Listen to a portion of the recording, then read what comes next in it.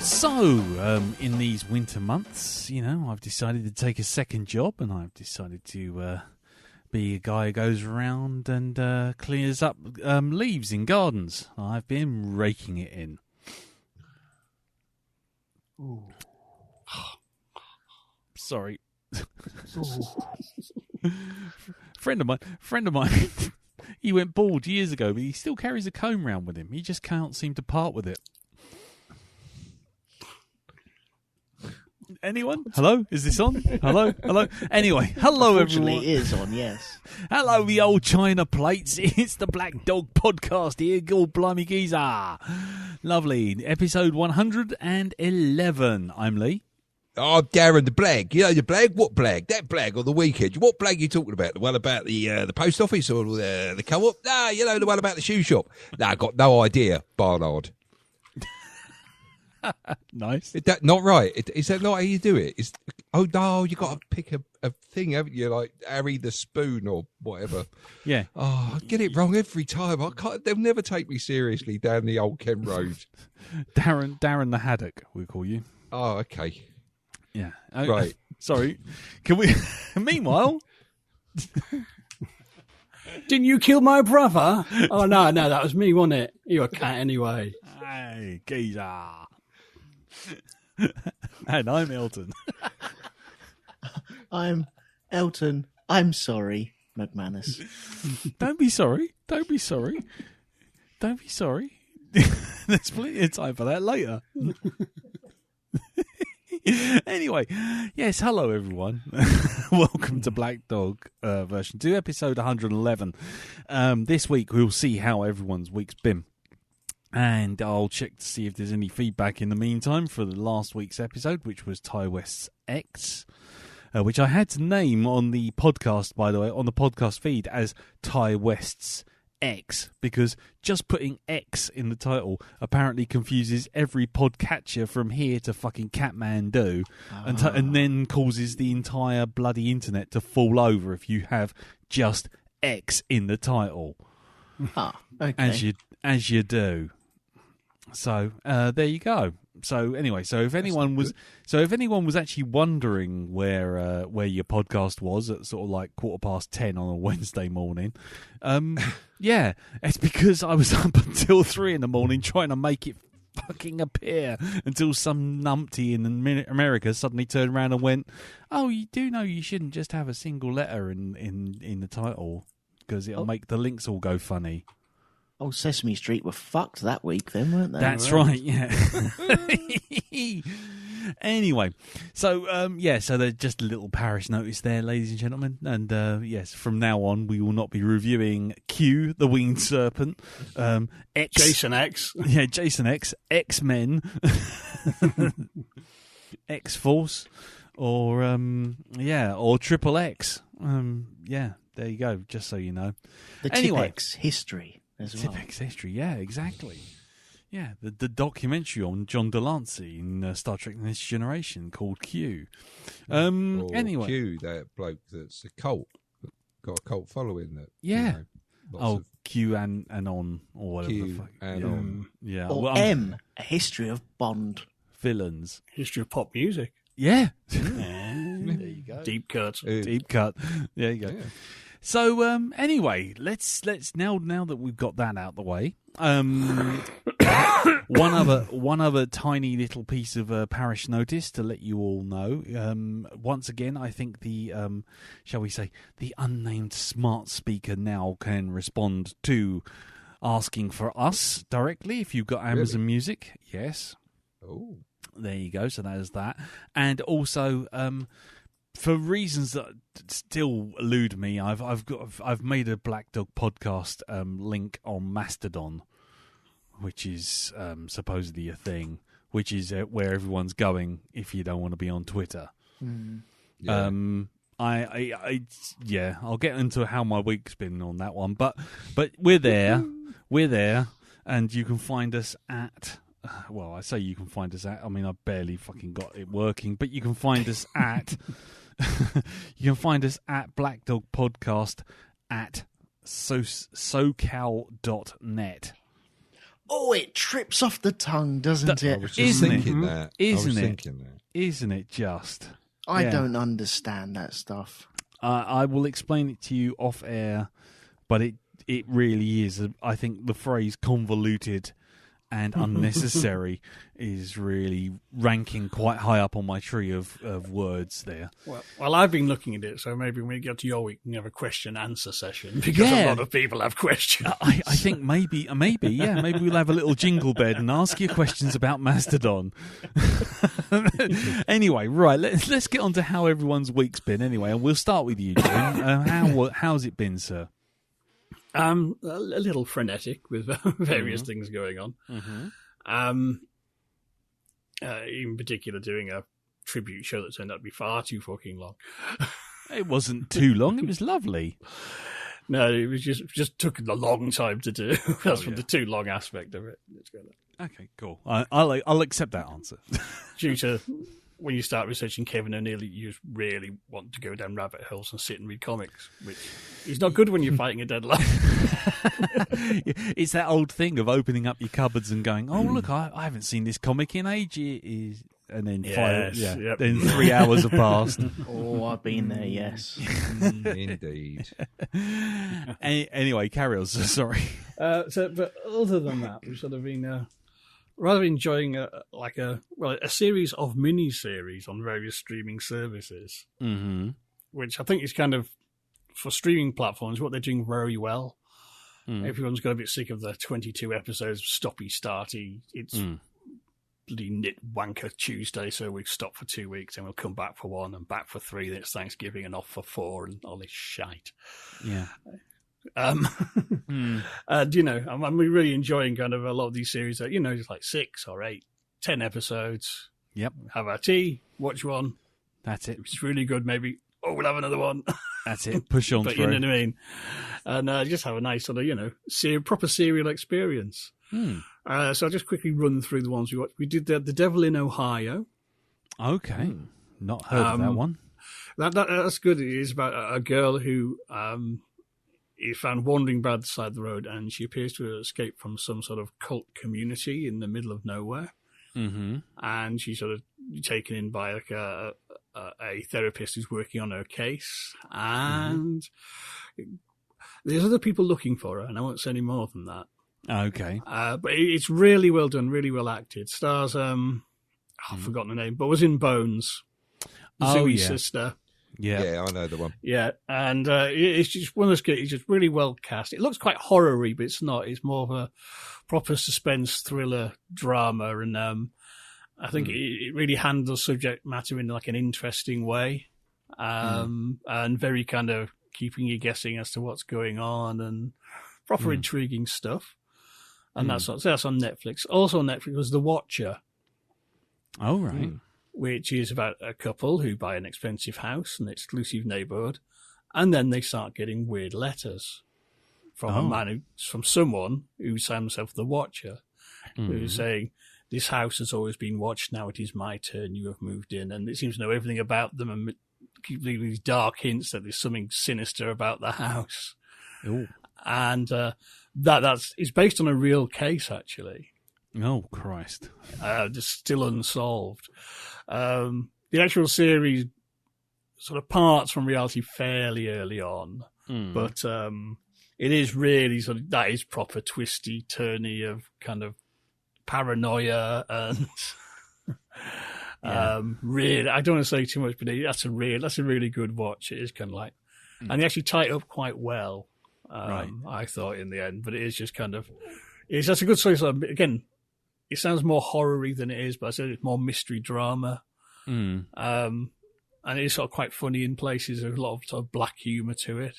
Nice. And some of the twists and turns, you're going, the fuck? Are you kidding me? What? Yeah, That's good. Is the just asking? Is the Watcher a weird homunculus living in the loft amongst a load of dead tellies? Sadly, there is no dead tellies. Oh no! just thought I'd ask. Just inquiring. No, you've got to be real careful reason. of these things, you know. Yeah, we all yeah. know well. So it wouldn't be in someone's loft either then. No, just hiding there, staring from above.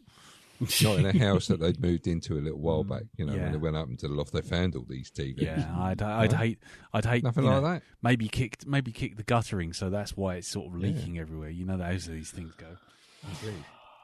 Anyway, sorry, carry on, Jim. Anyway, But the other one we just finished the other night, which I think might have been the best of the three, is on Amazon Prime. The Devil's Hour with Peter Capaldi. Oh, is that good? That's on my list.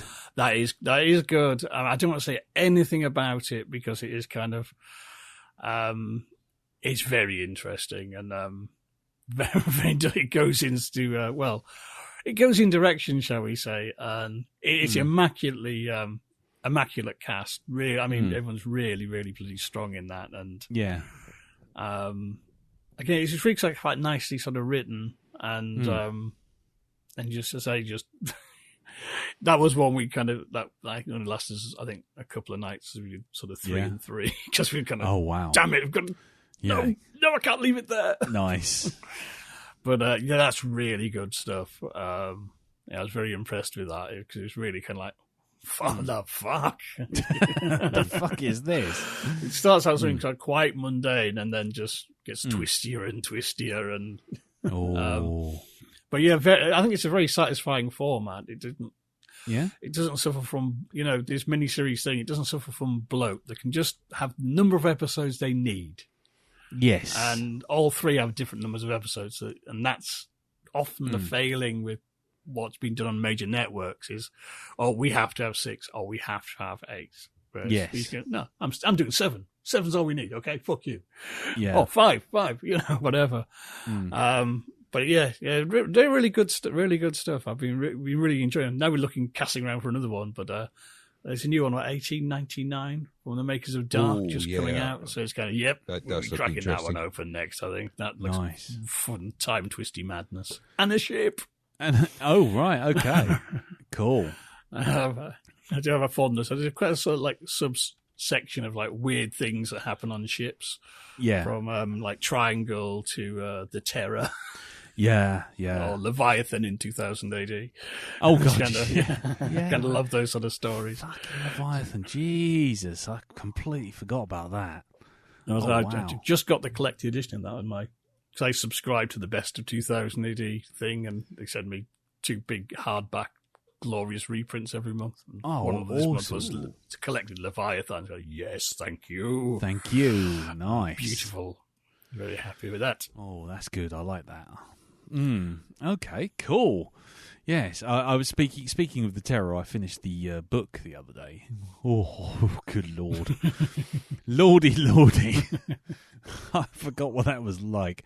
I'm almost afraid to look at the of the TV show. But anyway, cool. Okay, so I'm gonna definitely check out Devil's Hour because like I say, that's been on my list. But it's one of those, things are coming out so fast that you're really finding it hard to kind of. Do you know what I mean? Find the time to to sort of sit and watch all these things. But as you'll hear in a minute when you see what I've been watching. But yeah, cool. Okay. Anything else, sir? No, that'll do for me, I think. Excellent. In which case we'll move over to the Haunted Loft. I mean, to Elton. And Hello. Hello. How's it been, sir? I just want to talk about one nice thing. If One that's nice all right. thing. You're more than welcome to bring up one nice thing. Okay, I got some new pens this week. Yeah? What ones? Copics. Oh, you jammy sod. Or Copics or Copics. Copex. Yeah, Copics. Okay, yes. They're beautiful. They're so fucking expensive, though. Oh, God, yes. Gee, God, yes. But aren't they worth it? That's the problem. I have been after some. I've got a lovely set of brush pens, but these Copics are like alcohol based. Yeah, that's right. Yeah. And so, when you're doing, kids, gather round, when you're doing your colouring in and you accidentally shade over a little bit you've done because you can't not do it. You get bleed over. And so the two colours add to each other. And so you end up with a dark patch and dark little waves going over your pictures. If you use these, you don't get that. Oh, it's brilliant. Oh, they're so good. Have you just got colours and black in a blender?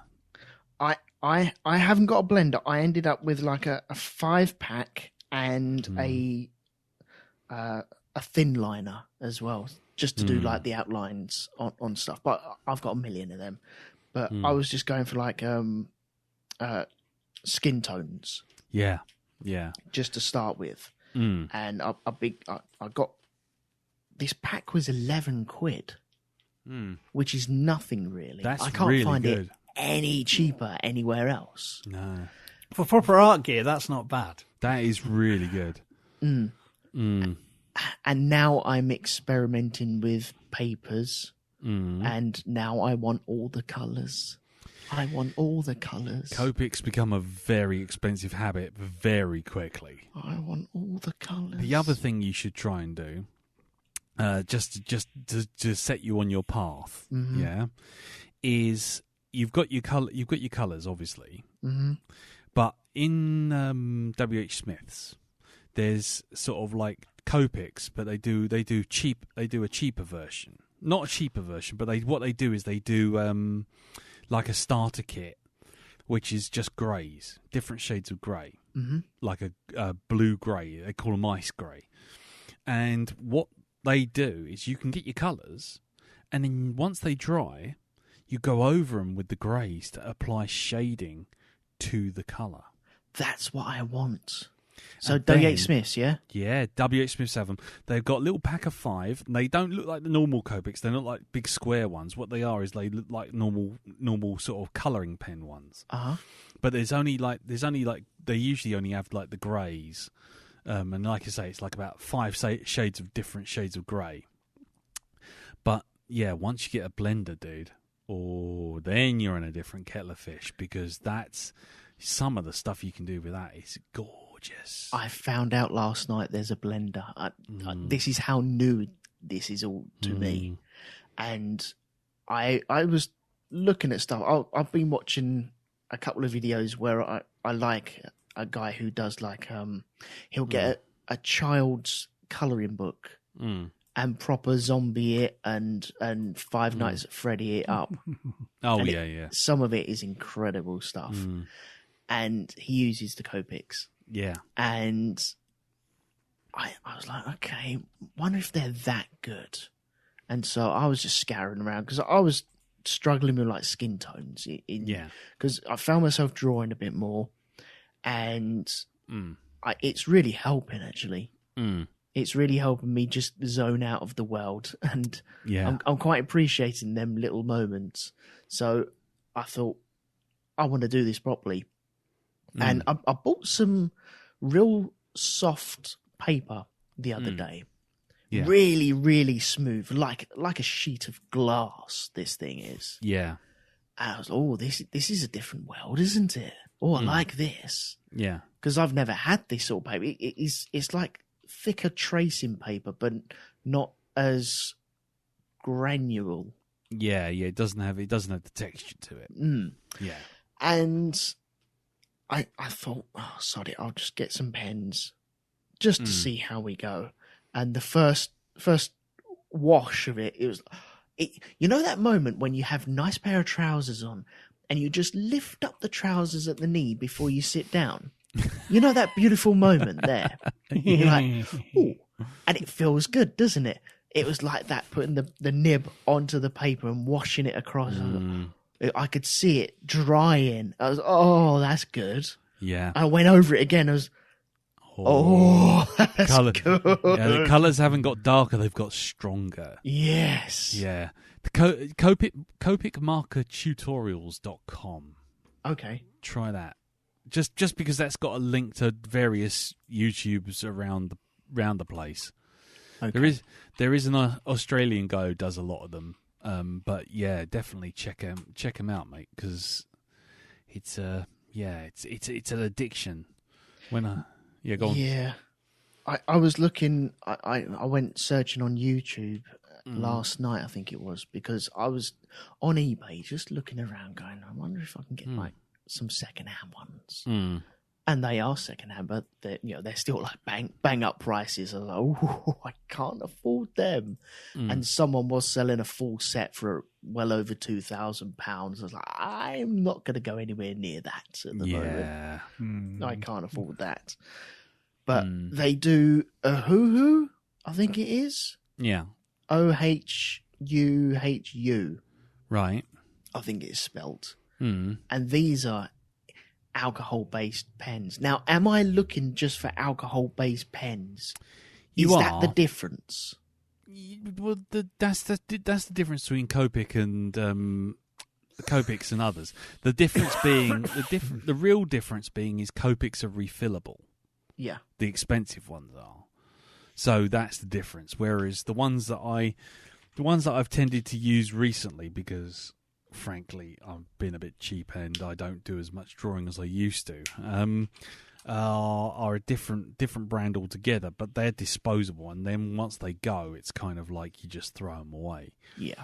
Which isn't very green and isn't very good, and especially when you get a colour that you're using a lot of, they'll dry out pretty darn quick. Yeah. I mean, Copics are expensive, but if you get the ones that are refillable, you find eventually they're actually paying for themselves because the cost of ownership will come down. Yeah.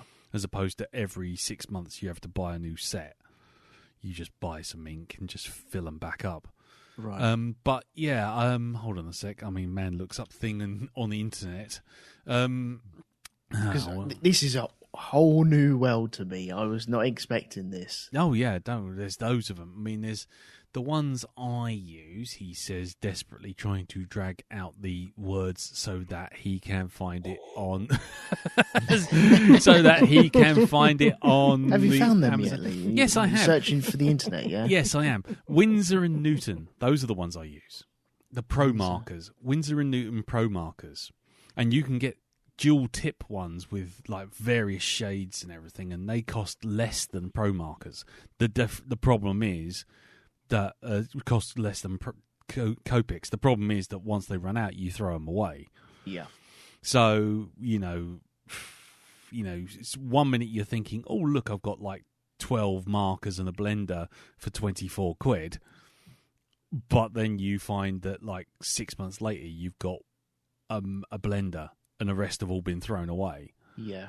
And one of them's dried out, and that's it. And it's like, well, I've just wasted £24.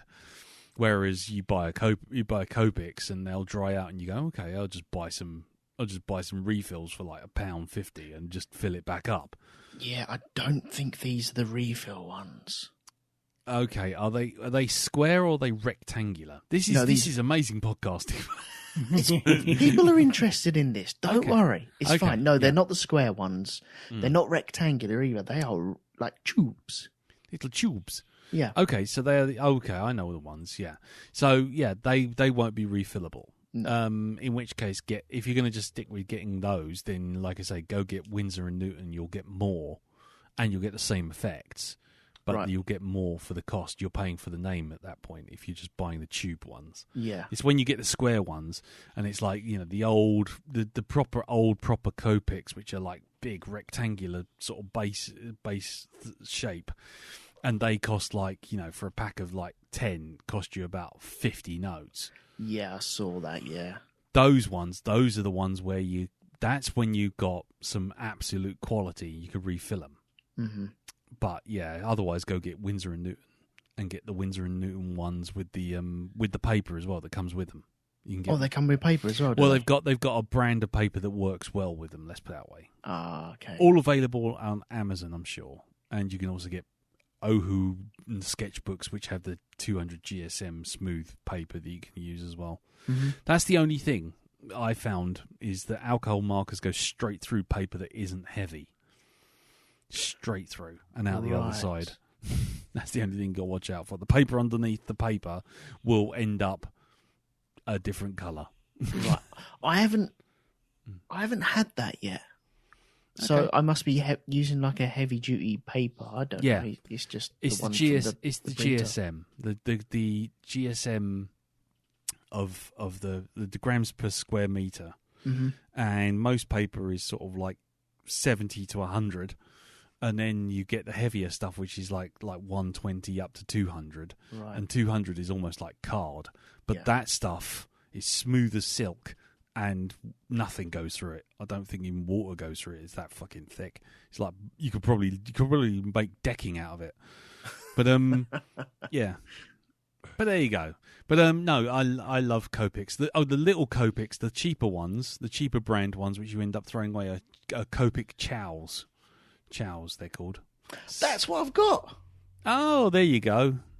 There you go. They're the cheap ones. Well, WH Smiths do those in packs with grey and packs with blues and packs with browns. Okay, and so stuff like that. I got budget ones, but I'm not. I've still got some, dude. so, I'm not knocking them. I'm just saying that's your starting pack. That's the taste, isn't it? That's the first taste. The rest will cost you. That's my first bump, isn't it? It's free. That's your premium white cheese, my friend. Widows. White Widow cheese. White Widow, fat White White Widow cheese. Yeah, that's it.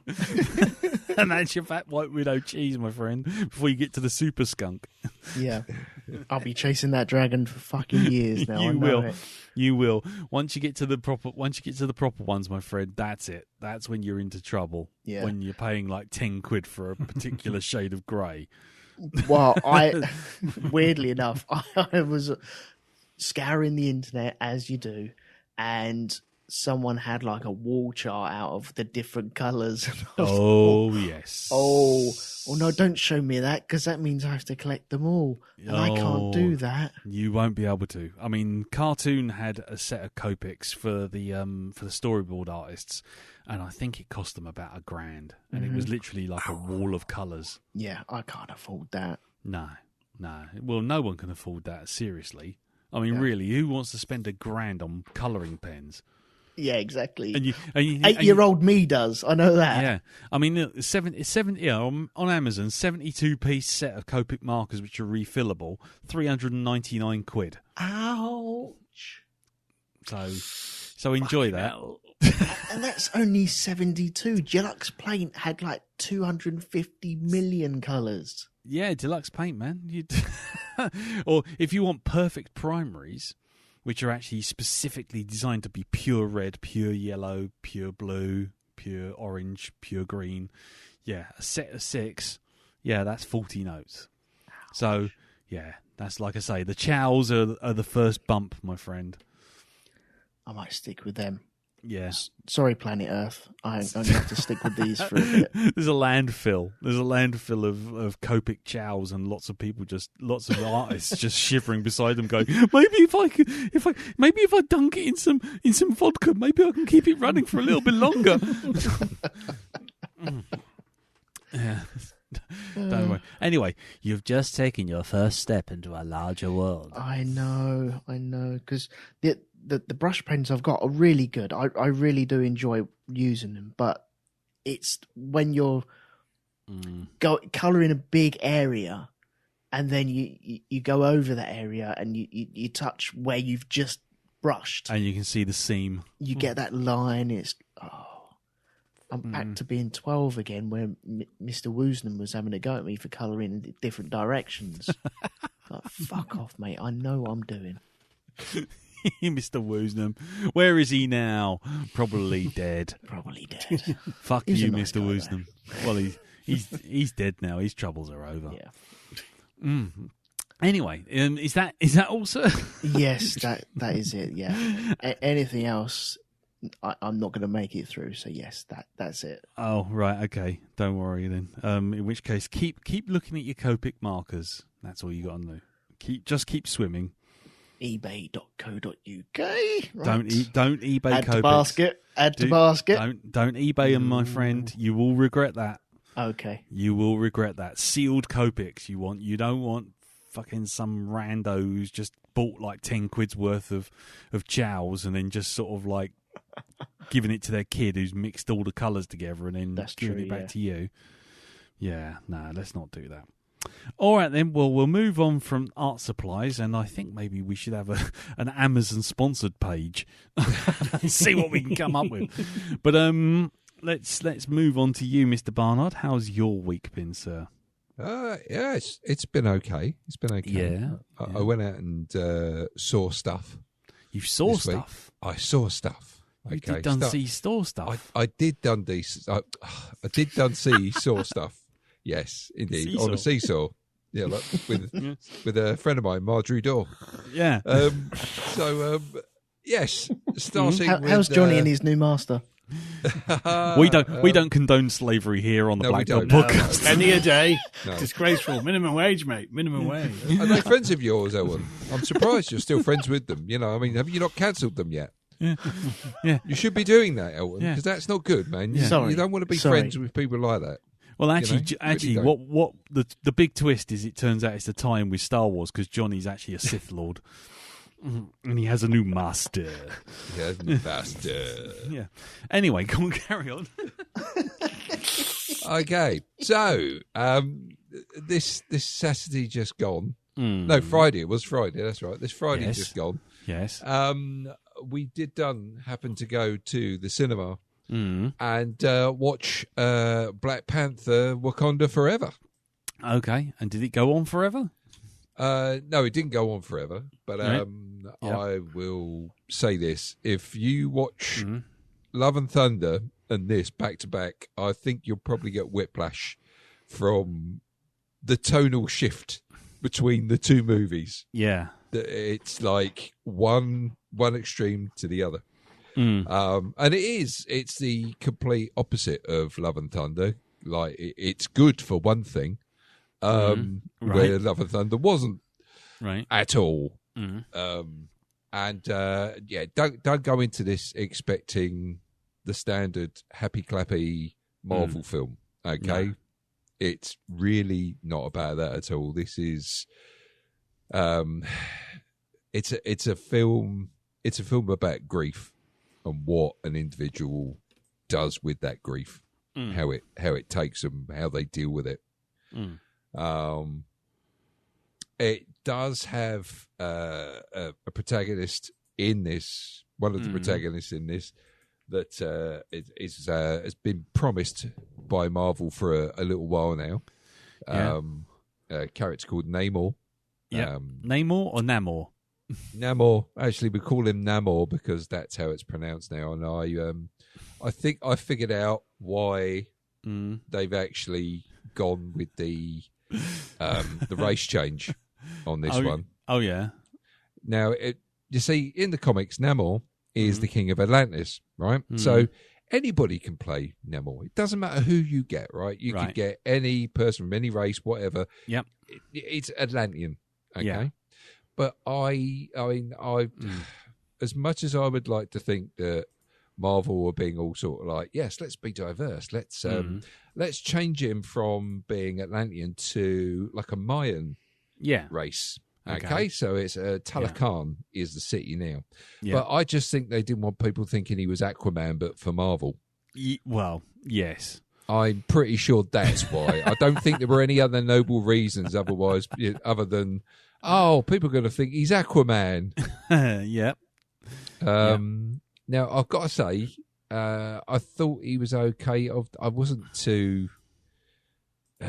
enamored with him because what I know of Namor, or Namor, as he's called in this, he's supposed to be extremely arrogant. Yeah. He's supposed to be extremely arrogant. Yes. And he kind of isn't in this. He's a little bit less than that. He's more sort of vengeful than anything else. As you'll get to find out as you watch the film. I won't give too much away, but Okay.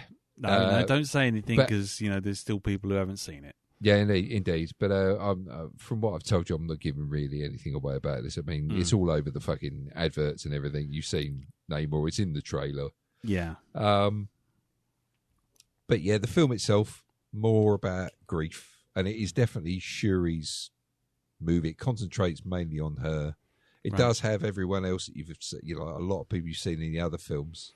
Yep. And how they've dealt with incident or the thing at the beginning of the film. There's an incident at the beginning that really does shape the way this film goes. But yeah, I would say go see it. If you're interested to see Marvel not having the fun quips every 2 seconds. Yeah. Right. If Love and Thunder was your first film, then this is going to be a total departure for you. Yeah. I'll tell you that now. Okay. I mean, Really I mean, to be quite honest, I'm kind of curious to see it, but I know this film's going to be one of those you can't have an opinion without drawing yourself into other discussions and arguments, and I'd much rather just wait until it comes out on Disney and all the hype and the hoo-ha's kind of died down a bit, to be honest. Well, if I have to give an honest opinion, I think this film, the sequel, has more to say. I think there's where I mean, don't get me wrong, Black Panther, the first one was, culturally, for diversity and stuff like this, for inclusion, it's a great move. Didn't think much of the actual villain in that one. He was pretty much cookie cutter as far as I'm concerned. But with this, I don't know. This personally, I think this sequel has more to say to everybody. I think just because of its subject matter. And it's just really, it's well played. There's, you can see the Oscar nominations coming out of this one. Oh, right. Especially for Angela Bassett as well, who really is not taking any prisoners in this one. Nah. Okay. She gives acts the fucking socks off in this. She really does. Right. So, for anybody interested, there is only one post-credit or mid-credit sequence, and after that you can leave. Okay, so you don't have to sit there for 3.5 hours waiting to see if there's anything at the end. No, there's a sort of a mid-credits thing, which is very relevant, and that quite an emotional piece. But you'll notice the difference in this movie, even with the Marvel title card that comes up. It does that dun dun dun dun dun dun. Yeah, and you see all the heroes and whatever. This is a definite tribute to Chadwick Boseman, and there's no music when it's played either. Okay, well, don't say too much more about it. No. But yeah, cool. Okay, well, like I say, I've been burnt by having opinions on hot topic films. One way or the other, so I'm going to wait until it all dies down a bit, and then I'm going to watch it on Disney Plus. Yeah, that's fine, man. That's fine. But you may want to follow it up with a comedy afterwards. Okay. So yeah, that's all I'm saying. Fair enough. Just to equalise things out, but there you are. Okay, cool. So the other thing that I did done this week, actually last night, myself, Ree and Ree's parents, we went to the O2 to a concert to watch Within Temptation and Evanescence together on stage. Within Temptation, who are they? Within Temptation, they're very much they are an extremely big band. They've got a massive following. They're very operatic rock. Oh, right. I think that's what I would call it. It's very dramatic. Out of Evanescence and Within Temptation, I know one song really well by Within Temptation. And I know 2 songs from Evanescence. And that's it. Right. And it's mainly Ree that was going, she wanted to go and see it. So I'll be like, you know what, I'll come along. Let's have a watch and see how we go. And I've got to say, even without knowing like masses of back catalogues for either. I was thoroughly entertained by both bands. The light show for each of them, they bring their own lighting along, and it's fantastic. The whole pyro. Bring their own light bulbs. Yep, this is it. Yep, screws them in. There you go. I've got coloured ones. Yeah, what you got? I've got green. You got red? Oh, red. Yeah. Oh, who brought the fucking Christmas lights, for God's sake? Indeed. Speaking of that, did you guys see when Ian Brown did his little thing a little while ago? He brought his own band. No, he didn't. He didn't bring a band. He was just him. He bought a CD and he said, "Yeah, play that for me." When dolphins are monkeys. If dolphins are monkeys, what the fuck is that pile of old wank? Seriously. He brought some lights as well. They looked like they were straight out of Maplin's. It was just, what are you doing, man? The less well-known NWA LP. Straight out of Maplin's. Straight out of Maplin's. Crazy motherfucker named Corkscrew. Called from the gang called Maplin with attitude. Yeah. Straight out with a, did he come strutting out with like a dozen USB sticks and a microphone cover? Straight out of Maplin's. Stuck on fake camera, wireless cameras for security measures, with the drone like hovering around as well. A couple of stuck on wireless microphones. Well, I'm glad to say last night's foray into the world of rock was had more than fucking 2.5p and a button spent on it. I'll tell you that now. Yeah, it's lots of pyro. Blurs them up. Yeah, no, I'm not joking. There were fucking flames and that firing off everywhere. I thought to myself, what must it be like to stand on stage having people singing your songs back at you, and for you to just raise your hands up, and every time you did it, you commanded flame coming out of the stage. It's like, look at me, I am fucking Harry fucking Potter. There we go. Yeah. Take that. Yeah. Well, you know from when we were down the front of that Pink Floyd concert. Yeah. It was cool when they fired the pyro off and it nearly set up fire to our nose hairs. Oh, man, you could tell they'd had the safety talks as well, because once a song started, they had to pick their position on the stage, right, and stand there and sing it, and then they'd move to another section before the other song began, right? Because these flames went off at fucking angles, right? Oh yeah, and it's just like you could just see if they forget for 1 second that they should be standing where they're standing and not moving around, then somebody's going up and doing an impression of a dog and going woof, because that's what it would have been like.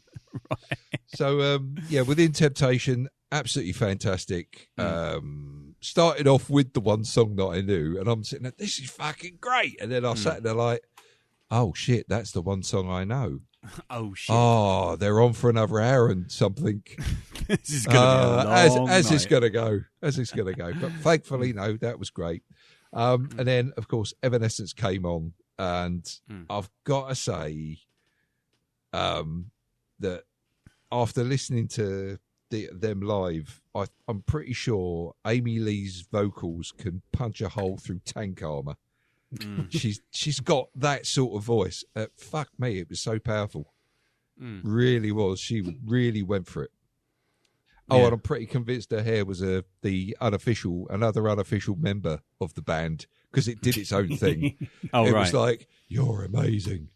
So there we go. So I got hypnotised by the wonderful hair of Amy Lee. While she was doing her thing as well. And nice. It's like, right, okay, I think I could be a fan of this band now, especially with their new stuff that doesn't sound like Bring Me to Life remixed 20 times. They've gone in a totally different direction now to how they sound. It's not always because that's wow. Yeah. Yep. Got it. You listen to them of a certain period. I think it's on the same album, and a lot of the tracks on there, from what I heard, were Yeah. That's the is it the Fallen album, the one with Bring Me to Life on it? Yep. Yeah, it's like, I can tell which track's the most famous track. What one's going to be the most successful track on this one? There we go. Probably My Immortal, wasn't it? Well, the one everybody knows is Bring Me to Life. Mm-hmm. That's it. And of course, they did that as the very last track. And well, of course they did, because it was from that famous Ben Affleck movie Daredevil. It was, yes, indeed. Which everyone was celebrated. That's the one that really brought into prominence as well. Yeah, because it did. Wasn't it? Mm. That's right. So, fantastic concert all round. Mm-hmm. Really, really good. Very much enjoyed myself. Nice. Cool. Anything else, sir? No. Okay, no, that's cool. That's about it. Okie dokie. Well, my week, I'll keep it brief. I've been trying out all sorts of stuff on different streaming services. Yeah. And I've been trying out all different types of stuff.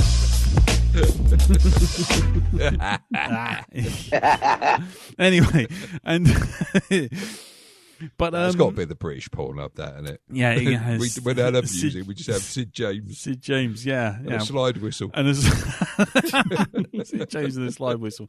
The Carry On music. Da, da, da, da, da, da, da, da, da, da. Anyway, now I was going to say, I did watch a couple of things. I watched Andor, which I'm now really into. Okay, that has really done the impossible and won me round to it, which I just never thought possible at the beginning. So there was that.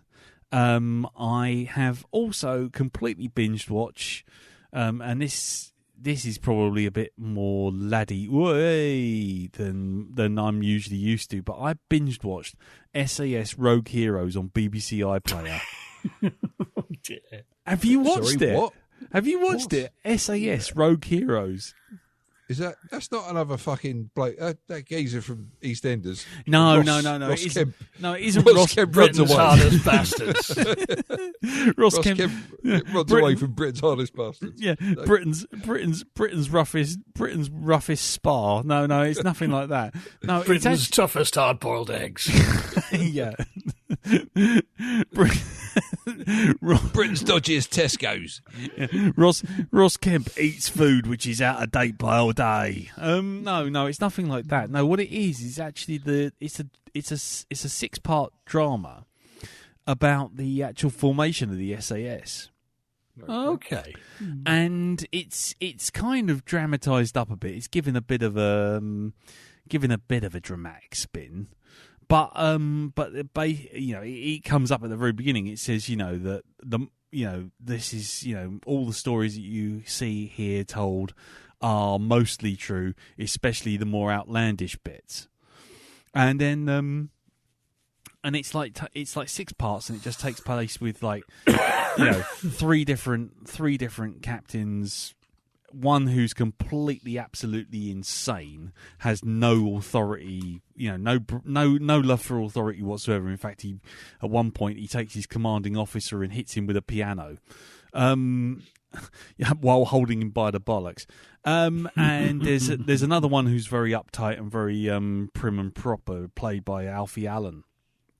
And he's had enough of just being ordered into doing stupid things, so he's just decided that he's going to nick a load of gear and try and set up a fake regiment. And then there's this other guy called Sterling, who's like this kind of shall we say, he's been born into the position as opposed to actually earning his way into a rank. And he's kind of like playing the game of sort of like wanting to be better than his father was in the First World War. And it's really good. It's done by the same team who worked on Peaky Blinders, so take that as much as you for whatever that's worth. It's got a very Guy Richie kind of vibe, funny enough, with lots of kind of freeze frames and sort of captions being sprayed onto each character, so you know who's who, and the music is all sort of more modern stuff, so there's lots of kind of mad needle drops, which I don't know, it gave it an interesting flavour, but it is worth a watch if you can get past first episode, because the first episode's pretty slow and ends with something that makes you go, oh God. If you don't like sort of like people hurting themselves in a noisy way, let's just put it that way, the last 5 minutes of the first episode will might make you switch off, let's put it that way. It's not backwards at coming forwards with the violence and the violence and the pain. But it's really interesting. I got right into it. I started watching the first episode on the telly, and then I missed the second episode. And I thought, I was just sitting there on Saturday, and I just thought, I'll watch the second episode. By Saturday evening, I'd done the lot. I binged the lot, and I'd done all 6 episodes. It's really good. It's really worth a look. So that's SAS Rogue Heroes. Then, like I say, Andor, and then what was the other thing I watched? Oh, The Peripheral on Amazon Prime. Oh, is that the one with what's her name? Yeah, Chloe Grace Moretz. That's right, not Haley Joel Osment. No, not Haley Joel. Was going to. I could hear them trying to. It's a triple barrel name. What is it? Child actor. Come on. Millie Bobby Brown. Fuck. Oh no. Shit. So yeah, and it's an adaptation of a William Gibson. I can't remember if it's a novel or a short story, but it's kind of. I would put it as kind of like the early days of the Matrix. As in, there's a sort of there's been an unnamed war, and essentially a lot of people are sort of living the poverty line, and some people get paid for testing out tech. And this one guy, who's a gamer, but he's not as good as his sister, gets approached to try out this new VR headset, only to discover that it's a little bit more than it actually initially seems. Not only does it look real, but it feels real, and it can, and it can lock you in your own mind, and you can feel the pain from from beating people up or people beating you up, and there's something else going on in this weird cyber universe that's inside the Peripheral. And we don't quite know what's going on yet. I'm still on early days, but it's quite cool. The visuals are really quite swish. There's obviously a lot of money spent on it. The acting's good. It's cool. I'm quite enjoying it. So that's The Peripheral. So there you go. Other than that, we are looking after a little staffy this week, little dog called Lucy. Who I have since discovered is the rarest dog in the universe, because when you take her out for a walk, she doesn't actually want to go out for a walk. So as I found out today, because I walked 100 yards round the corner and it started raining, and she was like, nope, I've fucking had enough of this. And so I thought, no, I'm going to carry on. I'm going to walk to work. So I picked her up, because she's only a little thing, picked her up, and I carried on walking. But she's a little thing, but she's made of pure solid muscle, and it was like carrying a 10-ton lead weight. And I ended up having to get my wife to come and pick me up to take me to my work with the dog, because the dog refused point blank to go anywhere. You need a dog with handles. Yes, I do need. I need a suitcase. A suitcase. Dangles. There you go. So she's lovely, and we've got her until Saturday. So you might see some of the pictures of her appearing on my feed, Twitter feeds and whatnot. Oh, and the other thing, we're through the Looking Glass, people. We are. Yeah, we are, because I came home and I noticed something. Now, Carol obviously buys novelty. What's it? Hey, stop it. You know the calendars. No, stop it. Yeah. She buys novelty. Oh no, stop it. Anyway, no, she buys those sort of like advent calendars. And I normally she gets me like a Lego one and gets like Katie one, which is all like nail colours and all this kind of stuff. Anyway, come in today. Lisa's one's here, and it says, and I quote, "Awesome, flavoured pork crackling advent calendar." Wow. There's actually an advent calendar of pork scratchings. Pork scratchings. Flavoured pork scratchings. Pork scratchings. Yeah. Scratchings of pork. Pork crackling, yes. I'm just checking. I'm looking at it right now. It's like, you what? There's an advent calendar of 24 different flavours of pork scratchings. Do you know what? I think we've wandered into a dark timeline, my friends. If you didn't think it gone weird now, here we are. I don't know how to feel about that. No, me neither. There's part of my brain going, ooh. And part of my brain going, oh. Yeah, there you go. So, we're through the looking glass. Do you get like an extra big bit at Christmas Day? I think so. Or is it just 24 squares? I can see what looks like 25 squares, and there's a big one right in the middle. Probably a curly bit. A trotter. Or a pig's ear. Oof. So, well, yeah. That's a thing. It's a thing. It's there. It's cool. I just, wow. There you go. But anyway, before we go, that's the end of my week, because I'll just leave everyone in stunned silence with that one. But one other thing, I finally played The Last of Us. Ah, okay. Oh. I've been meaning to play that for ages. I got to a certain point and then my controller went wonky. Yeah, save yourself some aggro. I'm going to be honest. I've got to take all of this in consideration, that basically it's a 10-year-old game, okay? And you've got to give it that kind of understanding that it's a game that's not as polished as games that are now, or not, depending on how they're released. But I've been harangued by someone to play this game for so long, and all I can say is you could describe this game as two things. One, walking down corridors until you hit an arena where you have to sneak past everything. Then you walk down another corridor, and that's that, right? Right. The idea is, if you've seen Girl with All the Gifts, or the idea of the cordyceps, fungus zombies, that's taken over the world, okay? And essentially, you get put in charge of getting a girl who you've been handed over by some form of government resistance group to take her across America from the safety of your base to a research base, because she got bit and she hasn't turned. Normally anyone gets bit turns in 2 days.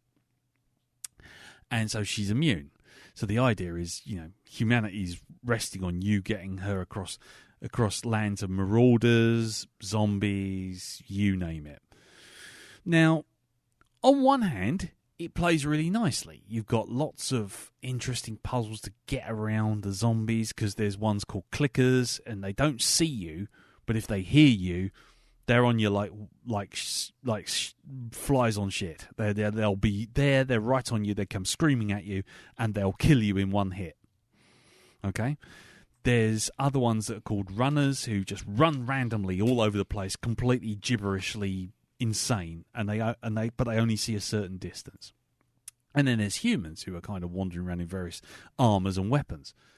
The problem I have with this game is the AI is dog shit. And when I say the AI, I'm talking about the AI of your character. So if you're hiding behind a wall and sneaking, zombies can't hear you, people can't see you. But your AI character, the little girl, or sometimes you pick up other characters along the way, she will stick to the front of your nose like someone's put a comedy fucking pair of glasses on you. So you're hanging on the wall and you're hiding, and then she'll suddenly come running in front of you, stand in front of you, and punt you out into the fucking open. The worst bit is that she will run around making all sorts of noise. She'll scream and shout and whistle. Oh, she tells you she's teaching herself how to whistle. And the zombies will completely ignore her. So even her doing the hiding stuff is completely pointless. It's like you're hiding there behind a rock with like 7 zombies all going looking for you. And you're like, okay, I'm in trouble here. I need to stay very quiet. And she's pretty much standing there looking at you eating a packet of peanuts going, what are you doing? Hello? What are you doing? Oh, you're crouching. Best I crouch in front of you. Then she makes you stand up because she stands in front of you, pops you out of fucking cover, and all the monsters go, and then you're dead. That happened to me so many times, I just don't even know. The game tries to teach you things and then forgets to teach you other things. Like, just a little tip if you do play it. There's these big zombies called bloaters, and they wander around and they'll chase you around, and they can be shot, hacked. You hit them with bags of forks. You can do anything you like to them, and they'll still come at you. Bags of forks. You think I'm joking? No, You think I'm joking? You can get scissors, and you can strap scissors to axes, because axe couldn't be sharper unless you had more scissors sellotaped to the end of it. Mm-hmm. So. More scissors. Yeah. And the game doesn't tell you anything about these things until, like, very, very end of the game. And then it goes, oh, by the way, if you're quiet near the bloaters, they won't see you. And it's like, oh, well, fuck you very much for that, because you didn't tell me fucking 12 hours ago, you bastards. So, yeah, I found it particularly irritating. And then sometimes you do, like, scenes where you sneak everywhere and you're being very quiet, and you take out the zombies one by one because you can strangle them and shiv them and take them out. It's like, lovely. I've been Sam Fisher. I've been Ezio from fucking Assassin's Creed. I've been fucking Solid Snake. I've snuck everywhere. I've killed everything. And then you step over a little invisible line, and it goes, oh, we've got to have an action sequence now. 5 zombies appear behind you, and everyone goes, run! And you're like, why am I running? Why are there zombies here? I've killed What? And there's lots of that as well. Lots of suddenly unfair things spawning behind you. And I got very, very cross. So I will not be playing the second one. I am looking forward to the TV show, though. I am looking forward to the TV show, especially now I've played the first one and got to the end and finished it. But I got to the end and finished it in a kind of angry kind of, I'm going to finish you because then I can fucking put you away forever. And literally, by the time the credits had rolled, I deleted it. So, yeah, I am looking forward to the series, but yeah, the game can fucking well do one. Right. We have a little bit of feedback, and we also... Do you want to talk about Masterdon, Jim? Yes, I everyone needs to know about Masterdon, or I know someone's had a go at least. Oh, at least every time I you keep say on going, that, they keep going, oh, God, no. Okay. Right. So, here we go. Here's what I've learned from trying to get Black Dog onto Masterdon. Nice. Yes, right, so let's just turn that down a little bit more. There you go. So what I found out is that Masterdon seems to have hundreds of thousands of servers, and all of those servers are named weird and wonderful things. And that's fine, that's lovely. But what it doesn't tell you, and what nobody's told you, is if you have to log on, you have to log on to a particular server. That server has its own rules. Own things that you must adhere to. Own things you can and cannot do. What they also don't tell you is that you can't log on to any other server with that account, but you could make an account on another server. God. Now that's the first thing. Second thing they don't tell you is that they don't tell you that you've got a neighborhood feed, which is the feed that's on the server that you're on, which is everyone that's on that server, like 14,000 people per server, just talking stuff related to that server. So you could have a social server, you can have an art server, that sort of thing. But then they've also got what's called a federated feed, and the federated feed is where you can look for other people on other servers to use it like Twitter. Also, your username isn't just, for example, at Black Dog Podcast. It is at your username at the server you're at. So you could have at Black Dog Podcast at socal.net, which is ours, or you could have at Black Dog Podcast at ohio.social, or you could have at Black Dog Podcast at oart. You could have it anywhere you like, but you will be subject to the laws of that server, moderated and run by individual people with their own individual quirks and oddness. Which means that sometimes you can say things and it all just goes a bit fucking wonky. I don't care that much. I must be honest. No, that's cool. Because of all the servers and stuff. Why? I don't care. It's almost like seeing behind the scenes of Twitter. And I mean, it's like, I can't imagine Twitter is just one server sitting in a basement. It's just not. That's impossible. It's hundreds of thousands of servers, and each different server is distributing information between themselves. And you are on a server, and I'm on a server, and blah, blah, blah, blah, blah. But I think what's happened is Masterdon just takes that away. And so you've got these two levels. People who are near you on the server you're on, and then people who are just generally just firing out into the world. So I am following, for example, Michael Kent Cornett, the belly stapler from way back when. He's on a completely different server. So I had to actually almost ask him for his address. And the same goes for Richard Tingley, who helpfully provided me with a lot of the information I've just imparted to you. And he's on a completely different server. Oh, God. So the one I started, I'm at Elton at Masterdon.online. Right. So now, if you went on that, you'd have to your app would have to log into that server because that's where your information is stored. Okay. But if you want to find the Black Dog Podcast, you'd have to go and put into the search tool at Black Dog Podcast at socal.net. So why use SoCal and I'm on the Mastodon online? Because I just looked at the one that I follow a Twitter account called Space Shipper, just because I like the articles he posts up about spaceships, because I'm a geek. But he or she set up a Mastodon server on SoCal, and I looked at it, and as I looked at it, Elton is now following me on Mastodon. There you go. Hey, it works. She tried, but because basically I was following them.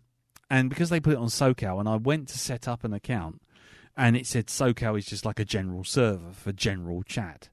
And I wasn't going to go on an art server.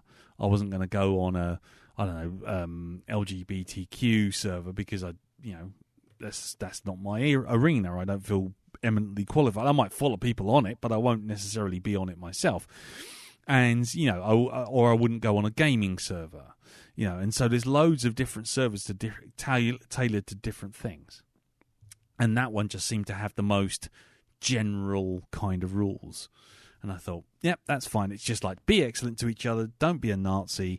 Just talk to people civilly, interact with them civilly. Don't post up any non-safe for work shit without marking it. Don't post up spoilers without marking it. Thanks very much. And that's the rules. It's like, okay, cool.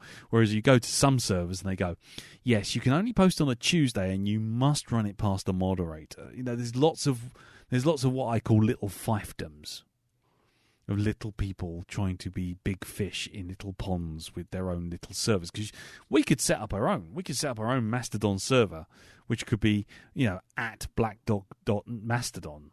And we'd be paying for it ourselves out of our own pocket. but then we put it into the main feed, and then people could come and log on and generally serve up from there. But yeah, so you do get people with their own rules and regulations. So it's almost like a cross between Facebook groups, Twitter, and Reddit all rolled into one. And there endeth the lesson. Right. Does anyone have any additional questions? Because I haven't really done anything. I've followed 5 people on there and gone. I've just heard of it. You know. Yeah, it's a Twitter replacement. I can see it being a Twitter replacement, but it needs to have a lot more people on there. That's all I'm going to say. I think it's this choosing servers that's giving me the headache. It's kind of yes. I don't know where do I go? I don't know. Yeah, well, all I did, I went for the most general of general ones. That was it. And there, like I say, Masterdon Social or Oh Hi Social, which is the one I tried to set up Cartoon Beardy on, and that didn't work. And then Black Dog Podcast, I just put on socel.net, so SOCEL.net, because I thought at least I'd kind of understand where that is, because I could remember the bloody address. But some of the addresses are insane. It's like just, it's clearly a server on a fucking, in a I don't know, like a university somewhere. Yeah, this is why I don't understand it. Right. Anyway, why can't it be simple? Well, I don't know. I think it's because it's trying to be. It's by being federated, by being like different fiefdoms of different spaces and servers are owned by individual people. There's no one set of people who could be taken over by, shall we say, a man baby with thin skin. Because you'd have to buy not only from one server, you'd have to buy all the servers, which is entirely possible, but not everyone's going to be sitting there going, yeah, great. And so because he could own 50 of the 100 servers, but the other 100 servers he wouldn't control, and they all feed into the main feed, if you know what I mean. Gotcha. So, he couldn't. So that's the whole point. You can't control it. It's completely independent. So there you go. Well, seems like that's that. This is how you week things, almost as long as the rest of the podcast put together, isn't it? Right. Well, any other questions on Masterdon? I'll try and answer them, but I really don't know any more than that, to be honest. No. Well, that's a bit clearer from what I've picked up so far, so we'll have a look at it tomorrow. Just pick a random server. If you're going to specify doing like art, for example, if I was just doing drawing and nothing but drawing, I would have done Cartoon Beardy at art.socal.masterdon.net or whatever the fuck they call it. But I knew that I wouldn't just be doing that, and I wouldn't just be doing gaming, so I just went for a general one with the most amount of people on it. And that was the end of it, really. And then once I knew I could look at other people's accounts from other servers, that's when it all suddenly went clear, because it was like you're not just stuck to a server. So there you go. Cool. Okay, I've got a question. Yeah. Is it worth it? Not so far. I mean, if I'm perfectly honest, it's early days, because I've literally only just got online with it. But it does seem to be striking me very early on. I know Richard Tingley, speaking to me about it yesterday, said it isn't, and I expect he's probably having a different experience to me because he's following more people. But at the moment, it seems to be a lot of people doing that Google Plus thing of, we're on Google Plus. Look at those losers over there in Facebook. Over and over and over again. Right. As opposed, in Masterdon terms, it's like, oh, we're on Masterdon. Aren't we great? Isn't it a brilliant place in Masterdon? Look at those idiots over on Twitter. And then it's like, yep, are you going to say anything else? Oh, look at that Twitter. It's rubbish, isn't it? Isn't it rubbish? Isn't it great being on Masterdon? And it's that, like I say, that Google Plus thing of, rather than filling Google Plus with actual stuff, they're kind of acting like jilted lovers to the thing they left. Look, I'm having a lovely time here. I'm going to take an Instagram of myself showing me having a better time here on Masterdon than I am on Twitter. And I bet everyone will be so jealous. And it's like, yeah, you seem to be convincing yourself. There seems to be a lot of that at the moment. But then, Yeah, it's very Rick from the Young Ones. Look at me, look how much fun I'm having. Yes, exactly. But then again, this service did take on like something close to like 100,000 people in like a day. So you think they programmed it and suddenly it's like, oh, fuck, we're popular. Yeah. Oh, no, we better do some stuff. I don't know, look busy. Yeah, I think it's something like that. But it'll probably calm down. So there's enough people on there, and there's enough more, what I say, more sort of professional tweeters turning up. Like I say, Space Shipper and another guy called Rob Tilpin, who does lots of artwork and stuff. Lots more of those kind of guys sort of turning up. And Simon Stolberg, who did The Loop. Right. Yes, yeah. So he's on there now. He's left Twitter. So there's lots of people starting to take it up. So it's going to be a case of see how it goes and feel your way along. But don't be scared by the server thing. That's just where essentially where your login details are kept. That's probably the best way of looking at it. It's just I'm going to keep it here, and I'm going to follow the rules of that server. But I can see everyone else everywhere else. Just like Twitter. Right. That's probably the best way to look at it. Just looking up the signing up thing. Oh, don't do that. Don't do that. Not while you're on now, because I tell you what, I hate to hear a man cry. Oh, God. It is I'm too old for that. I'll be on it for 2 minutes and I'll get bored of it and just not do it. Yeah, that's fair. That's fair. Anyway, so yes, right. One last thing before we go to the actual review. You know, the review that we're supposed to do. We did get a little bit of feedback, and it was from Brad Hammond, who wrote in. Initially, he wrote in to tell me that the podcast hadn't uploaded because, guess what? I put X in the title and Libsyn didn't like it. But he eventually came back to me after I told him what was going on and everything. And he said he sent us a little bit of feedback about X. Oh, right. And he wrote in to say, after talking about the issue, he went, I've had rented and watched X, and I'm old enough to have seen Texas Chainsaw when it first was released in theatres when I was in college. I really liked X. I don't know how old Elton is, but he kept talking about it in terms of relating to a zombie movie, which it definitely is not. I found a discussion of sex versus love that was refreshing and was stunned to find out that Mia Goth played both parts. She's terrifically talented. All the best, Brad. There you go. Short, sweet, to the point. Thanks very much for that, Brad. There you go. Yeah. I can't remember Elton talking about it in zombie terms, but did you? Did you do that? I don't remember, but maybe it came across like that. Yeah, maybe it did. Well, anyway, I'll be honest with you. It's been a long week. It's been a long week, and yeah, and I apologise if I don't remember that either. But no, thank you very much for that, Brad. And if anybody wants to send any feedback in, you know the usual routes. You can go on Facebook, which is facebook.com/groups/The Black Dog Podcast. You go on Twitter, which is @BlackDogPodcast. You can send feedback on the email, which is feedback@blackdogpodcast.com.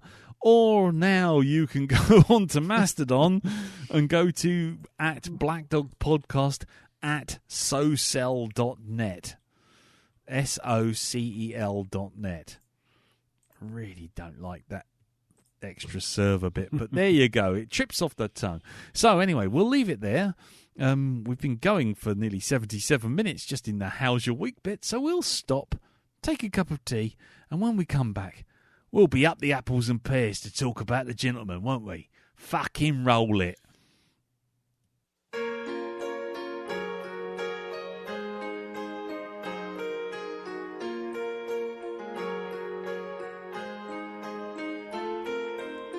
I see it's nearly 5 o'clock. I'm here at home, my work's all done. No question where I'll be tonight, a place of cinematic fun. It's the lockdown, but I will not pout. Oh, my friends, I won't be seeing this out alone.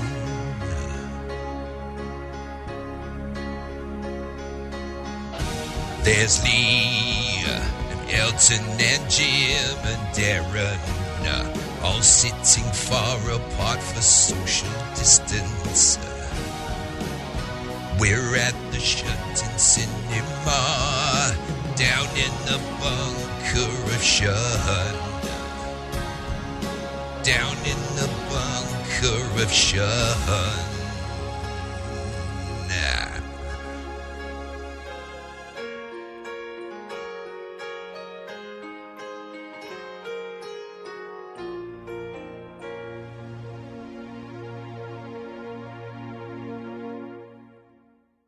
Hey fellas, it's been nearly 5 years. You gonna let me out now or what? No. Right, up the apples and pears, down the Cockney Lane, Brick Lane, old gold geezer, gold blimey, chominy chom, it's The Gentleman.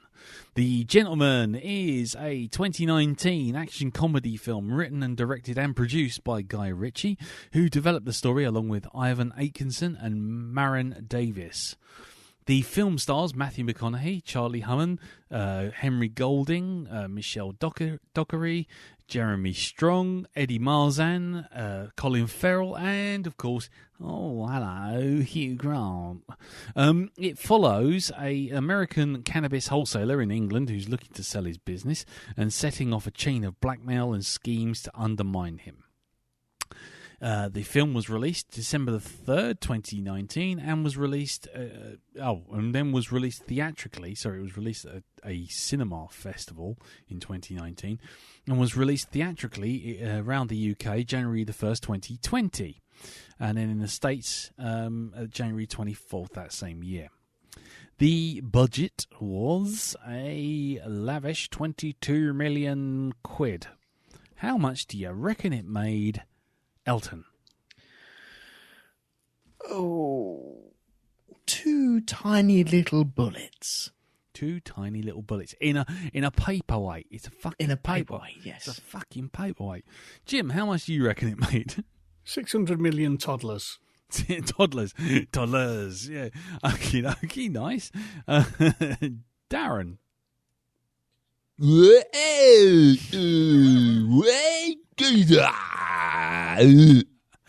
That's right, Darren. It cost $115 million. It made at the box office.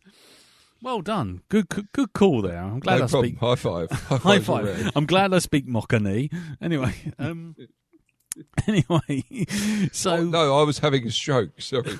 Oh, really? Sounds the same. Yeah. You were back into a tissue in the dark. I might stand there right over you, Raymond. Anyway, I won't leave. You might try and hurt me, but I might like it. Anyway, don't know why that voice is completely buried in my head now. Anyway, so we are going to go round the table and talk about this quickly, give it a top level feel for it. Elton, it was your pick, so you go last. Mm-hmm. Darren, you and Jim haven't seen this yet, have you? This is your first time, both of you. It was indeed. Exactly. Yeah, okay, fine. Okay, now I know. So it'll go, Jim, what was your first thoughts? Can I just ask, by the way, do we want some musical accompaniment? Why? Go on in. Hold on. Here you go. Oh, no, not that. What are you trying to do? I'm on YouTube. I'm just waiting for the fucking advert. Here we go.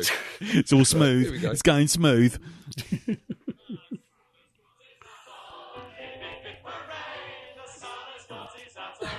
Can you hear it? Is it played down the mic? Yep. Yeah. Now we'll There we be go. happy. Parade. What is that? Oh, that he's coming out to play. Have a banana. There we go. We'll have that playing in the background. Go on in. Proceed, Jim. Proceed. So that's of Amazon Prime then, isn't it, when we get the copyright strike? But anyhow, I was going to say, Okay, I'll put it away. We're never getting. That's it. We're not getting. That's Amazon's taking us off. That's it. We're off now. We are the Shut up, tree. Cockneys. Get We out. are the Get out Liz my Truss of Amazon Prime. Yeah. 44 days on Amazon Prime, and that was the end of it. Anyway, Yep. so go on in, Jim. What did you think of it? well, I went to this film totally blind. I knew it was called The Gentleman. I knew Guy Richie had directed it. I knew Matthew McConaughey and Hugh Grant were in it, and that was it. Mm-hmm. As it unfolded, I was thinking, what exactly is this? But then at a certain point, it just sort of kind of, all right, this is just, I think this is like almost like S in parodying himself, because this is just so ridiculous. And I just rolled with it, really, and just laughed my ass off at the absolute nonsense unfolding on screen. Right, there you go. Well, so I'll take that as a thumbs up. Yeah. You can do, Raymundo, you can do. You can take me any way you like, Raymond. Okie dokie. Darren, what about you then? This is your first go. What did you think of it, my old China? My old child, gallbladder. That's my review. So just to translate for the American viewers, he thinks the mise-en-scene of every scene. Go on. Yeah, the nuances of each performance of the Cockney peoples. I actually quite enjoyed this. Mm-hmm. I was surprised. I really was, and I have to admit, I thought that Hugh Grant was actually really good in this. I didn't think he could actually do any other accent apart from posh. But no, I was pleasantly surprised. Cool. Okie dokie. Yeah, I mean, also by Matthew McConaughey's performance as well, which I thought was actually really fairly accurate. And I'll go more into that. Fairly accurate. Yeah, fairly accurate. How many people do you know who do Super Skunk and White Widow Cheddar? No, it's his manner and the way he speaks, right? Which is the fact that in most of these sort of films they really go over the top, really sort of like that every character is a caricature, shall we say? But he wasn't. There's actually some thought gone into his actual character, and it's the way he delivers his lines, right? Whereas in films like this, normally you'd have Americans literally shouting at the screen, right? Okay, and it'd be all over the top. Yeah, man, I'm from America. Yeah, you know what I mean, buddy. It's not like that at all. This is actually an American who's been in England having to deal with English people for a good long while. And it is literally an English person with an American accent. It's the calm delivery of those lines. He's like almost the quietest person in the actual film.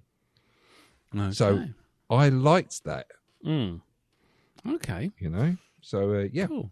Okay. Very good. Right. Okay. Well, we might come back to that then. For me, this is my second time watching it. The first time I watched it was right in the middle of the Daily Mirror, hacked off thing going on with Hugh Grant.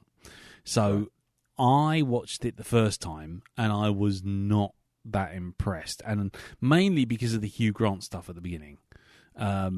Purely because it just felt like all we were watching was Hugh Grant and Guy Richie being, he's basically wiping their cocks on the screen, going, "Look, we hate the press. We hate the press. Look, we know lots about filmmaking.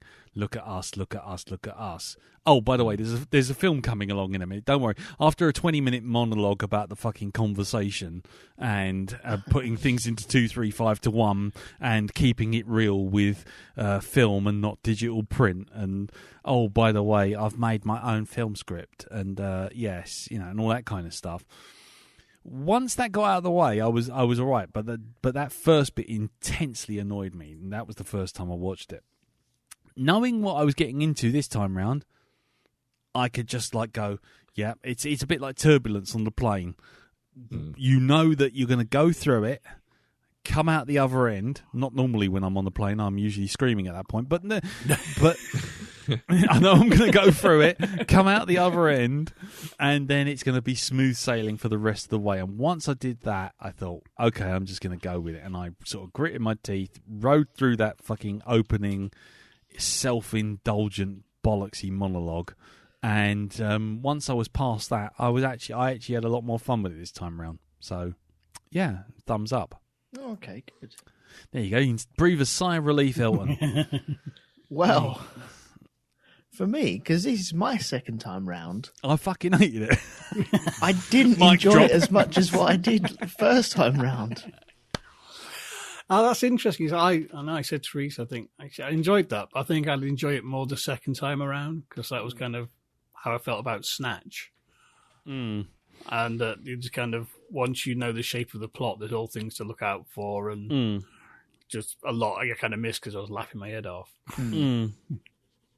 Yeah, so go on then, Elton. So you didn't like it as much? I think it's because, you know, when you're doing like that dead scroll thing on Facebook, and you come across clips of movies, and this has been heavily clipped on Facebook, right?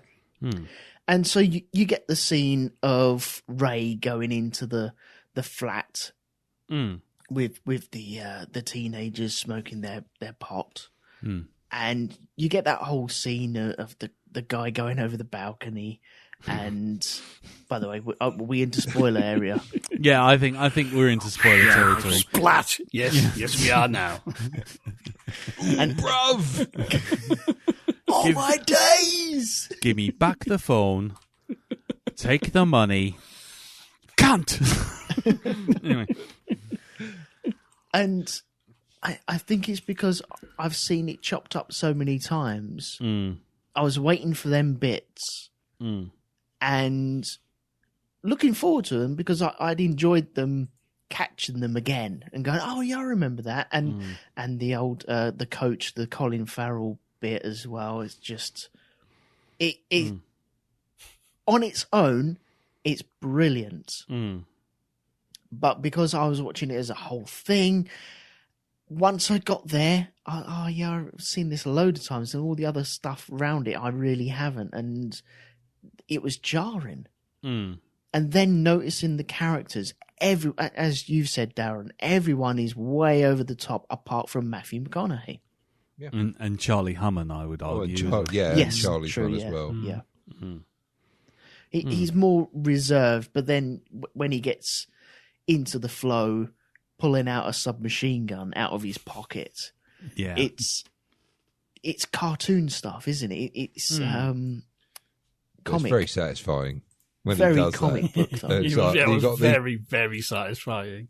Yes. Look, he's tried to be nice. He's been very polite. You could have made money on this, but no, you had to be a tool. You and your mates now fucking run for this AR-16 fucking does for you, or whatever it is he's carrying. Whatever assault rifle he's got round the back there. So Elton, so you completely washed out on it then? I'm afraid I did, yeah. And I came into this going, oh God, they're going to fucking hate me for this. They're really going to hate me. So I'm sat here, mouth open, going, oh, you actually enjoyed it? Really? Well, Oh, that's good. Yeah. Well, like I say, I mean, there are still bits that I find insufferably smug with the film. I mean, like, for example, the bit of the opening is filmed in Guy Ritchie's pub. The beer that gets poured for Matthew McConaughey at the beginning with the label on the thing is Guy Ritchie's own brand beer. And and then you see lots of stuff to Man from U.N.C.L.E. There's lots of comments. There's lots of cinematic, like what you would say would cinematic literate stuff, but only if you thought you were cinematically literate, and you're actually not. You're sort of like, all the gear and no idea. So like Fletcher goes over to something that looks like a boom mic, and he goes, and that's when he starts talking about the conversation. Didn't like it, boring film, bored me. I like something with a bit more action. And then it's like, that's not Fletcher talking, that's just Guy Ritchie telling you that he's got the prop from the fucking conversation, Gene Hackman's fucking radio mic, and he's telling you he didn't like the fucking film. And it's just like, oh, fuck off. Just fuck off, you smug twat. So there's lots of stuff like that. including the all the vans that you saw with the Guy Brew, the Guy Brew pub or whatever it was called. It was called the Guy Brew Breweries or whatever it was, and that's also Guy Ritchie's own brewery. Right. And shit like that. And that's the bits that once you know it, you kind of look at it and you go, oh, fuck off. Stop sucking your own cock and tell me a story. You know. And yeah, so yeah, those bits I still haven't quite forgiven. That's all I'm saying. But the rest is good. I love what's his name? Oh, damn, what's his name? Hang on a second, I'm searching for it. Narrow it down. Hugh Grant. Yes. As Fletcher. Yes. Right. That works for me. It's way over the top, but yeah, I love it. I think it's brilliant. Yeah. Again, it's that thing I can't get round my head that, you know, it's a deliberate character assassination of journalists because Hugh Grant's got a beef with journalists. Yeah. Well, in fair, it's tabloid journalists. Tabloid and they've got journalists. it coming. Yeah, well, exactly. But it's not doing any. That sort of element isn't doing anything new or radical. It just feels like a man with an axe to grind, and it's like.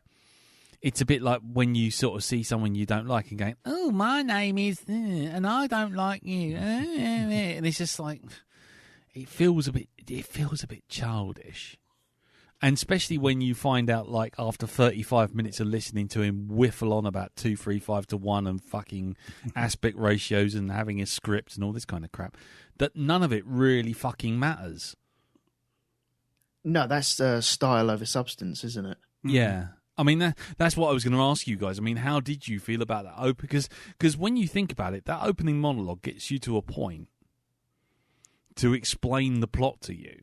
Whereas, would you prefer just watching the plot as a normal film without having to keep going back to him saying, I saw you being a naughty boy and I saw you doing this and your friends have got lots of blood on his hands, you know, and all this sort of thing. Did we need Fletcher as the narrator for the first half of that film?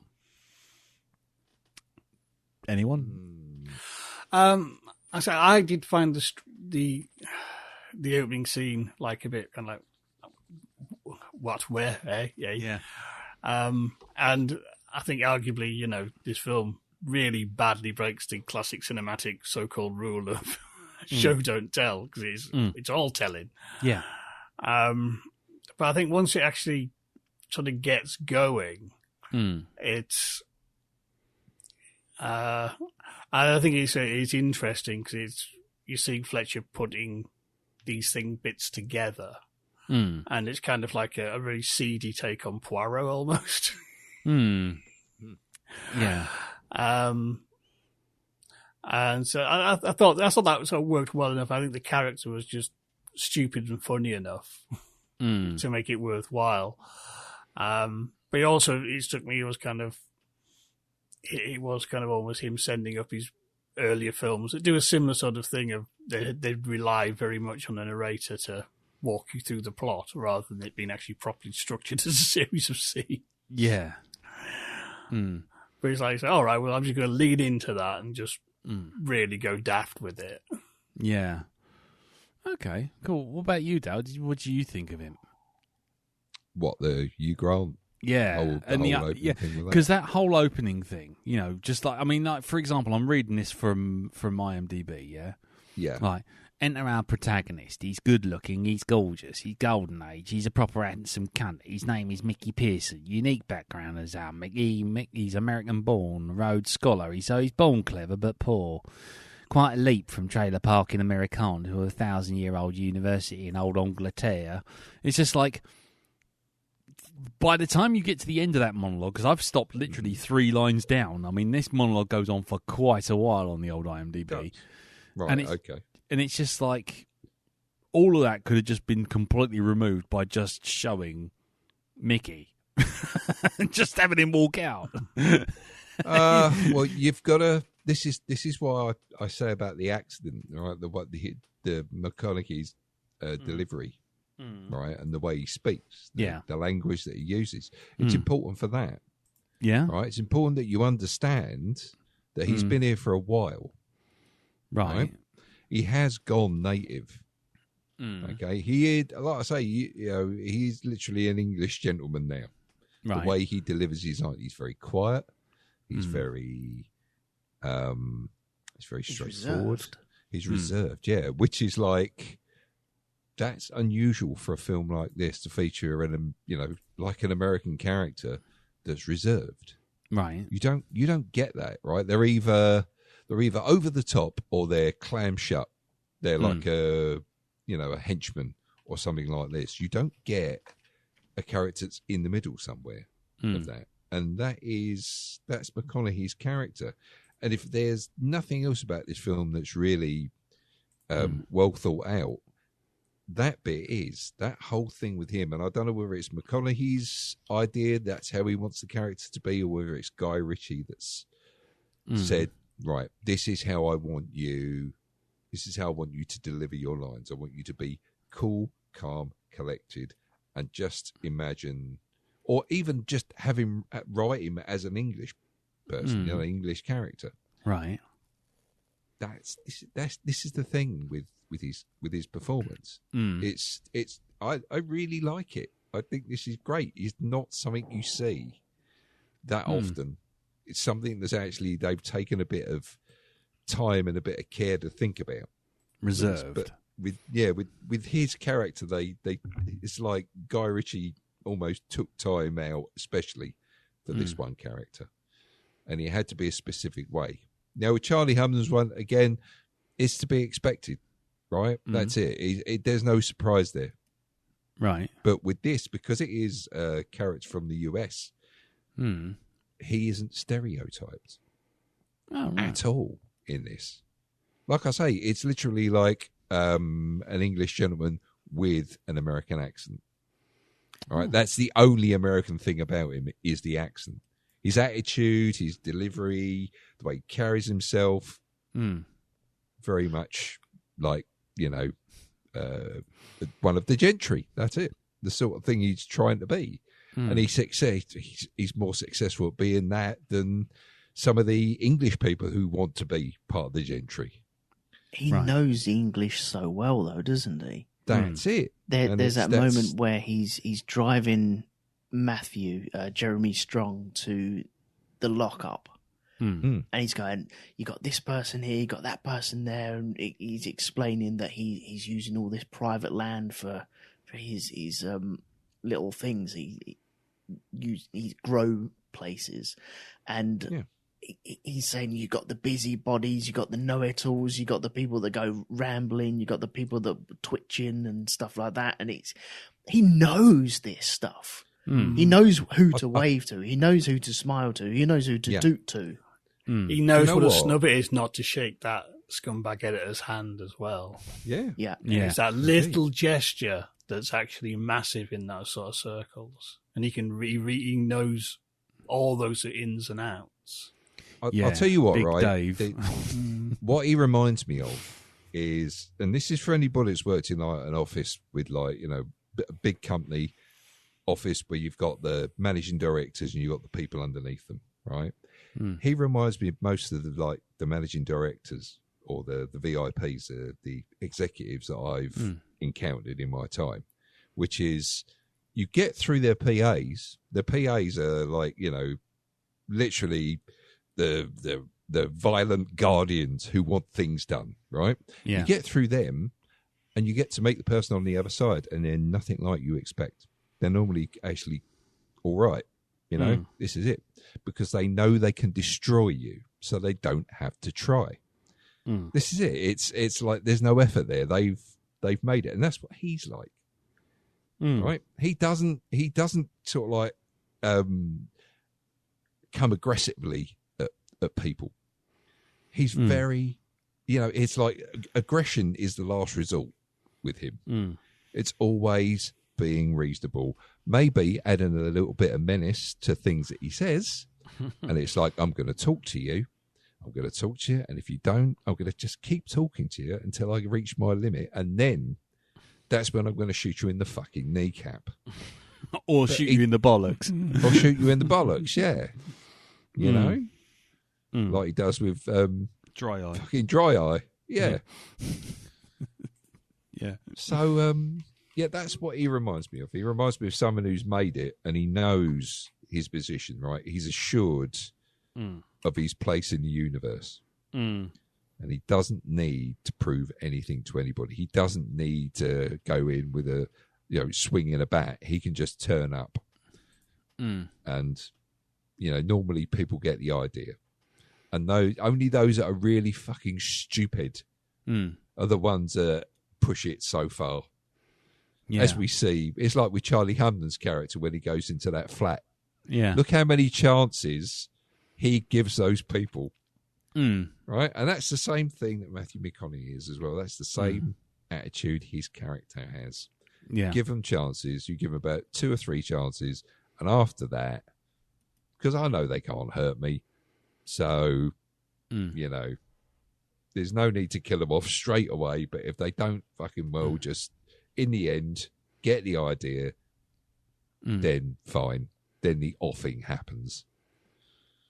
Yeah. I love scenes like that. Yeah. Where they give you the chance and then they give you the rope in which to hang yourself.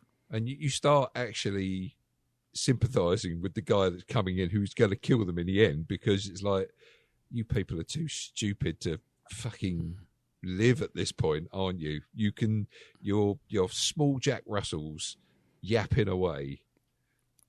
That's what they are. And it's, I know, it's great. I love that. It's not, as I say, it's not the usual American character that you'd expect from a film like this. Seeing as Guy Richie deals with caricatures. Well, speaking of caricatures, I mean, let's go through a couple of them. I mean, someone like Colin Farrell's character, the coach. Mm-hmm. Now, I will say that every scene with him in it is just hilarious. Mm-hmm. It's great. He's he's a really good character. Well, that was going to come to my next bit. Is he actually a character, or is he just a joke generator? Really? Because when you look at him in terms of the story and how he interacts with the story, he literally just comes in by accident and then does stuff because he's told to, and then promptly leaves, and that's the end of it. He's like, he's Coach Ex Machina. He is. He's Coach Ex Machina. He's literally put in there just to make things happen. He's literally there just to make a Coach Ex Machina. I love that. He's literally just there. He's literally just there to make certain elements of the plot happen. Otherwise, he could be, and that's kind of, that's kind of one of my big issues. Is this film feels like 3 films smashed together, and actually there could be a much more streamlined version of this film. But don't all of his movies feel like that, though?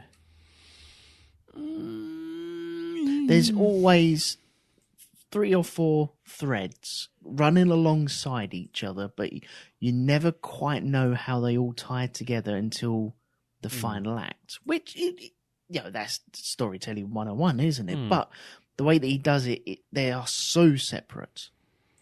Do you know what it's almost like? It's almost like he's trying to emulate Quentin Tarantino, the way he does his stuff. You look at things like Pulp Fiction, which is a film that's told in chunks, right? Yeah. That's it. And this is what this film did. Okay? It's got the narration, it's got, I think, doesn't it signpost each part as well? It gives it gives you a little title card, Exactly. And, well, things like Pulp Fiction did that. I think Reservoir Dogs have that as well, where they're telling the history. Mr. Pink, Mr. White, they had all the different sections based on different characters. Exactly. And that's what this seems a bit like. It's, pardon me. It's like he's trying to be like that. Yeah. I get it. I mean, I'll be honest with you. It isn't the first time I've heard that sort of line about him trying to emulate Tarantino. I have to say that some of the dialogue did sound like he was trying it, but it sounds like he's not as good a writer. God, yeah. I mean, I know these people, and if he gets into there, the feathers will be flying, and there will be blood on the walls, and it's just like, oh, for goodness sake! And then you hear it again. The feathers fly. It's just like, yeah, we've heard that line already. And I don't know. There's the narration from McConaughey about if you want to be king of the jungle, it's not enough to act like the king. You must be the king. You cannot be no doubt, because doubt causes chaos and one's own demise. And it's just like, you're just sitting there going, yeah, you could have just stopped about halfway in that sentence, because you've just reiterated the same line over and over again. I'm the king of the jungle. I'm the king of the jungle. I can't be hesitant because I'm the king of the jungle. If I create any doubt, then I'll have a problem. But then someone might kill me because if I have any doubt, so I've got to be the king of the jungle. It's just like, no, just stick with, you've got to act like a king. It's just like some of the dialogue just feels like, maybe Guy, maybe you should take the dialogue and just give it to someone else for a bit. Come back when you have to insert the one-liner, the Cockney bon mots, what do you lift? What do you lift? I'll bench press 8 bells. What do you lift? You couldn't lift a wheel of cheese, you cunt. Sort of. Do you know what? There's that one conversation that Colin Farrell and one of his guys have, and it's the whole thing of where he goes, "What has my colour got to do with me being a cunt?" Yeah. Well, to be fair, you are a cunt. Yes. Yeah. It may have come from a place of love. Yeah, exactly. Yeah, and that's yeah, there's lots of stuff like that where you're kind of sitting there going, on the one hand, you're kind of like going, oh God, let's just ease back on the old racism there, guy. And then on the other hand, you're like, well, that's what they're supposed to talk about, and they're not nice people, so you're supposed to see them as not nice people. But then it goes back to that whole thing of, again, you come back to the Guy Richie thing of he's talking directly to the audience of going, yeah, those left, with Fletcher going, those lefty liberal choir babies don't like it. Well, then maybe they should fuck off. And it's just like, oh, yeah, all right. So you don't like Twitter as well, fine. Okay, please return to your cage, old man. We've had lots of what you've had to say, thanks. So there's lots of weird moments like that, where I kind of keep going, oh God. Do you know one other character that we haven't mentioned that I actually do like in this? Yeah, go on. Is McConaughey's wife. Oh yes. She's absolutely just top. I love her to death. The Cockney Cleopatra to his cowboy Caesar. Yeah, fuck off. Yeah. What are you doing here?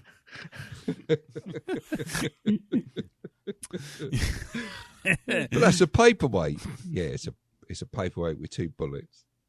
Yeah. The confusion that goes through that guy's face when he's been shot in the head by one. At first, that 5 minutes of him trying to work out what's the fuck's going on, why his brain functions are shot. Exactly. Yeah. Now, why don't you fuck off? I ain't going anywhere, mate. Yeah, I mean that's the thing. The delivery of the swears and the quick wit kind of elements I really like. There's quotes and stuff in this that I really do dig. But then, by the way, I'm just a blue belt.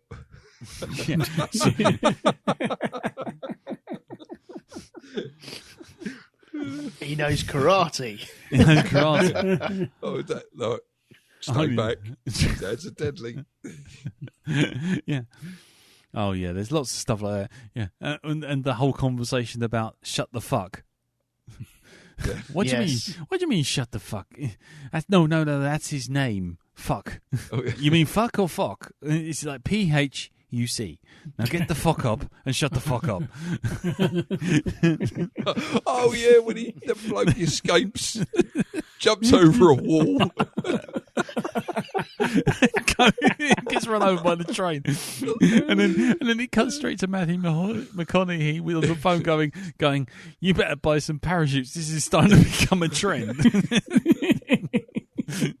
Fell out of a window, jumped over a fence. Yeah. Where he's lying on the track, they're looking at him, and then suddenly the fucking underground train comes in the shop. I think that may be a little of my problem with this. Yeah, go on. Where it feels he's got the idea of the scene. He's like, wouldn't it be great if we were like having a go at this guy and trying to rough him up and trying to get some words out of him? Then all of a sudden he legs it, falls off a bridge, gets run over by a train. Brilliant. Lovely scene. How do we connect that to the next scene that we've already got? We need to kind of flow that in. Yeah. And these scenes on their own individually are superb. Yeah. But when you try and crowbar them together, I may be doing it a disservice, but it feels like it is very... I've thought of this scene is brilliant. Brilliant. Storyboard it. Let's go with that. That's making me piss my pants. Brilliant. Yeah. We'll have that. How do we connect that? How can we make that work? And I think that's my problem with it. Well, yeah, I guess that is the problem. If you, it's knitting it all together. Yeah.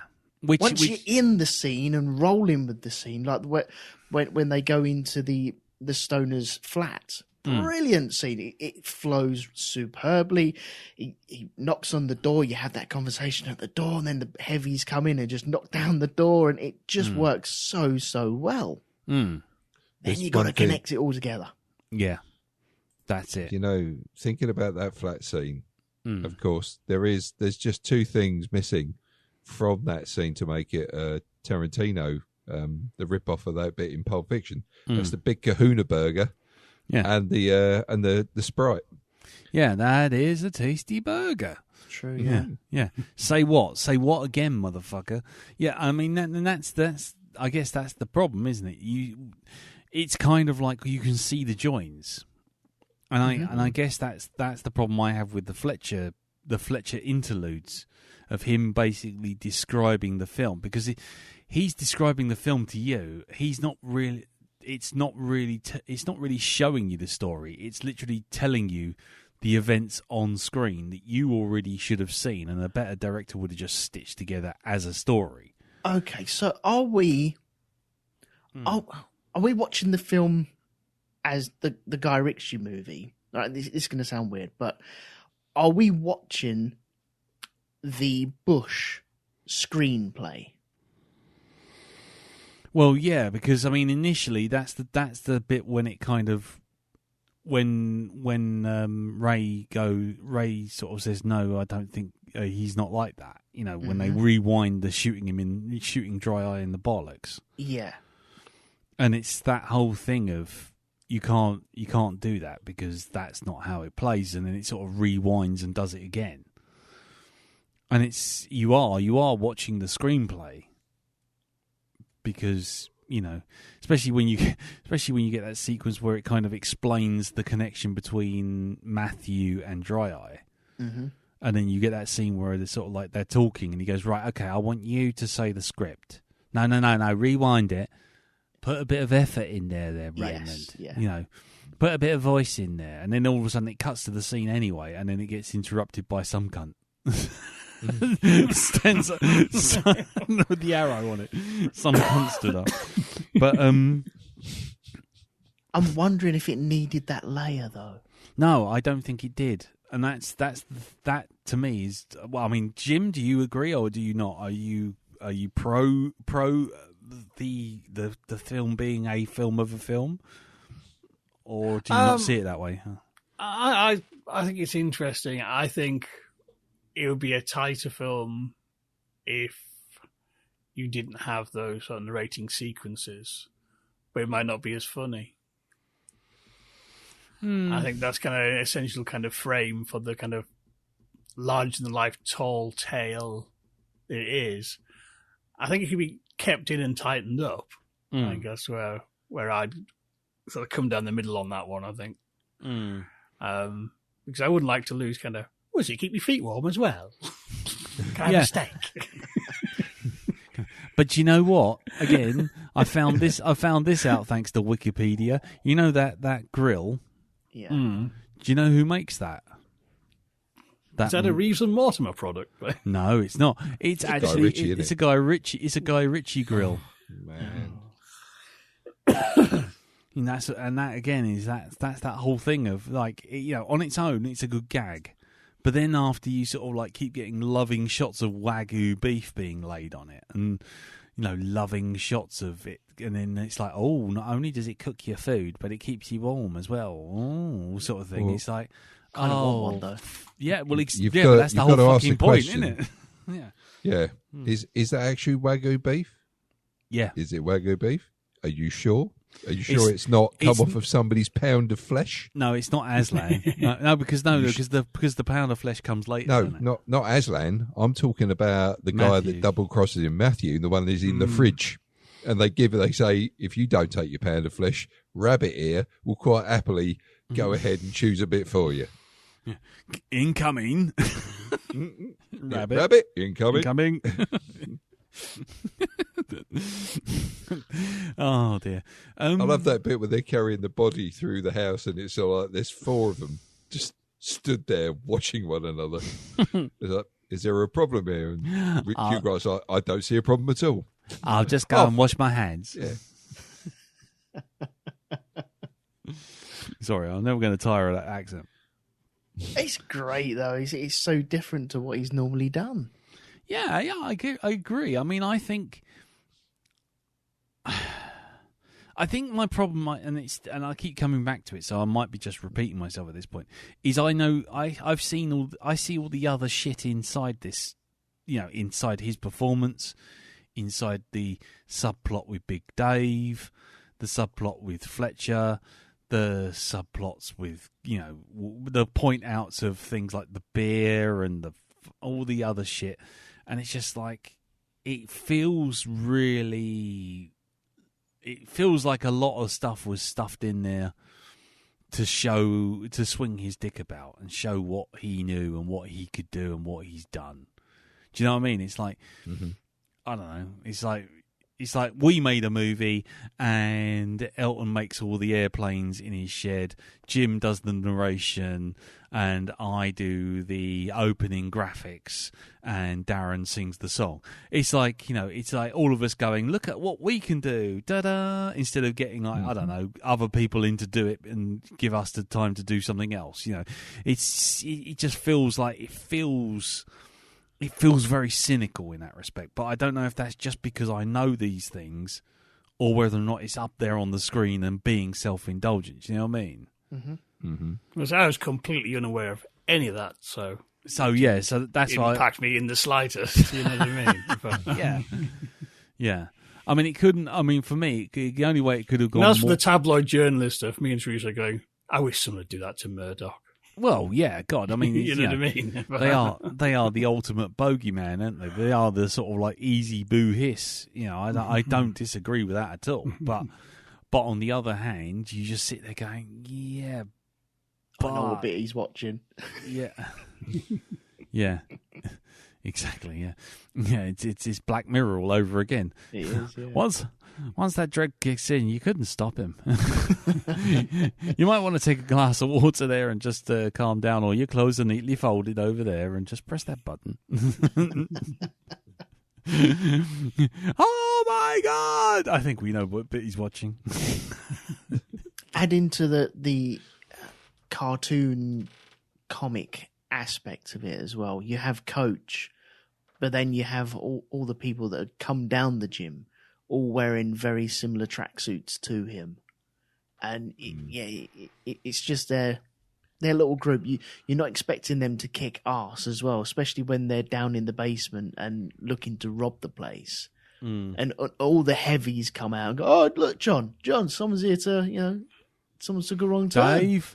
And you think you know exactly what way that's going to go, don't you? Because we've seen that a million times before. The people stepping on the shoes of other people normally get their arses handed to them. This time round, it's totally different. Oh yeah, there's lots of stuff like that where you kind of go, oh, that didn't turn out precisely how I expected. But then what I quite liked from that scene is then when he sort of like they've got all this what do they call it, sticky bush. They've got all the sticky bush at the gym. Yeah, phrasing. Well, actually, the amount of times they use bushes. Oh, hello. Yeah, you could be standing on my bush and you wouldn't even know it. Yeah, I mean it's and all that sort of thing. I've made a script. You might want to have a look at it. You can have a look in my bush. And all that sort of thing. And it keeps doing that gag, but No, what I was going to say was what I really liked was when they did all that sticky bush stuff. That suddenly they call up the coach who's having the fight in the chippy, which is the funniest bit.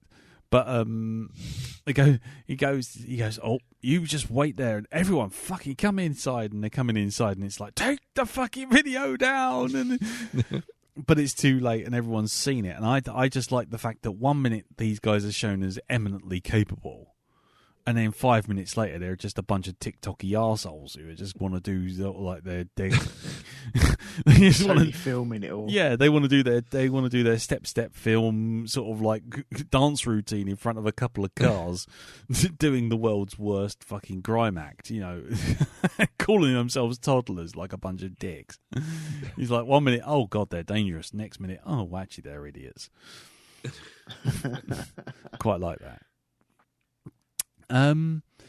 So okay then. I mean, we've stepped around all it. Is there I mean, I know it's the cliche, but is there a particular bit that makes you really laugh? I mean, Jim, you were saying you really enjoyed it. You sort of went with it. Was there a real moment where you kind of like, okay, I'm on board. I'm really into it. I think when the toddlers first turn up and in those like ridiculous, almost LAG style tracksuits. I thought, oh, hang on. Yeah. Then there's a guy rolling off the bridge. There's just the whole the Colin Farrell coach character. I'd love to see a spin-off movie about him because he was such an interesting character. When you first meet him in the chicken shop, and the dickheads try and have a go at him, and he's just like, fuck off, I'm getting some chips. Yeah. Oh, all right then, I'll deal with you. Yeah, exactly. Too slow, lad. You have to become fast. Yeah. You're fast. Try again. Come on, try again. Yeah. Fuck you. No. You've got to be funny. You've got to be quick-witted. Come on, stab me with it. Be quick. 5 seconds later, onion vinegar in the eyes. Yeah. What about you, Dal? It's the railway bridge. Yeah. That's that there's just such a. It's that when you hear him screaming as he goes over the wall, as he realises there's nothing going to catch him apart from a very long drop. Oh, I also like the chase scene where Bunny's running after the little scrote on the bike. Oh yeah, catch up, old man, and Ray just opens the car door and floors him. Yeah, doink. That's like, that's brilliant. Yeah. Can we go now? Of course you can, darling. Yeah, can we go? Yeah, I didn't realise that's Sting's daughter. Really? Is it? Yeah, that's Sting's daughter. That's Emily Summer or Sumner. Rather. I didn't realise that. There you go. Short and little piece of a little drop of information there for you. What about you, Elton? Obviously, you've seen it memed up the wazoo, this film, but I have. So yeah, going for all them pieces. The thing that surprised me this time, I think it's because I completely clean forgot about it, is you see Mickey get killed, or you think you see Mickey get killed at the very beginning, don't you? Can I have a pint of beer and a boiled egg? Yeah. And then later on, you see Ray has taken out that person. And when I totally forgot about that. So that was, I spent half the movie going, okay, so is this like forgetting now, is this like a unfaithful narration or what's going on here? I'm not too sure. Yeah. So it was quite a relief to see what went on there. I quite like that as well. Yeah. Well, it's that whole TV thing of what they call a cold opener. It sort of like makes you think, oh, and then I mean, I was quite glad about that being revealed to not be the end of the film, because when I first watched it, the one thing I mean, I've said it before on the cast, but the one thing I hate is when the film opens where the film ends. See also Carlito's fucking way. I'm dead, but here I am talking to you about what happened to get me dead. I don't care, you're fucking dead. Or American Beauty that does the same thing. It's like, oh, you probably wondered why I'm dying now, but this is the last day of my life. Right, I don't care then. Casino does that worse. Yeah, oh god, yeah, Casino as well. But yeah, no, I'm glad they resolved it, but it does bring in that whole unreliable narrator thing of kind of, again, when it's Fletcher telling you the story, but it feels like it's Fletcher being the narrator feels unnecessary, and just that always come back to that, and that's the bit I can't get past for this film. Mm-hmm. But yeah, I like the way that he put a tracker in his shoes, and the reveals. These films sometimes rely on their reveal as well, don't they? On how they got the information, how it works, how it all slips together. And how did we feel that this all came together? Because, it is kind of the apex of the movie. I liked how it all came together. And there was just...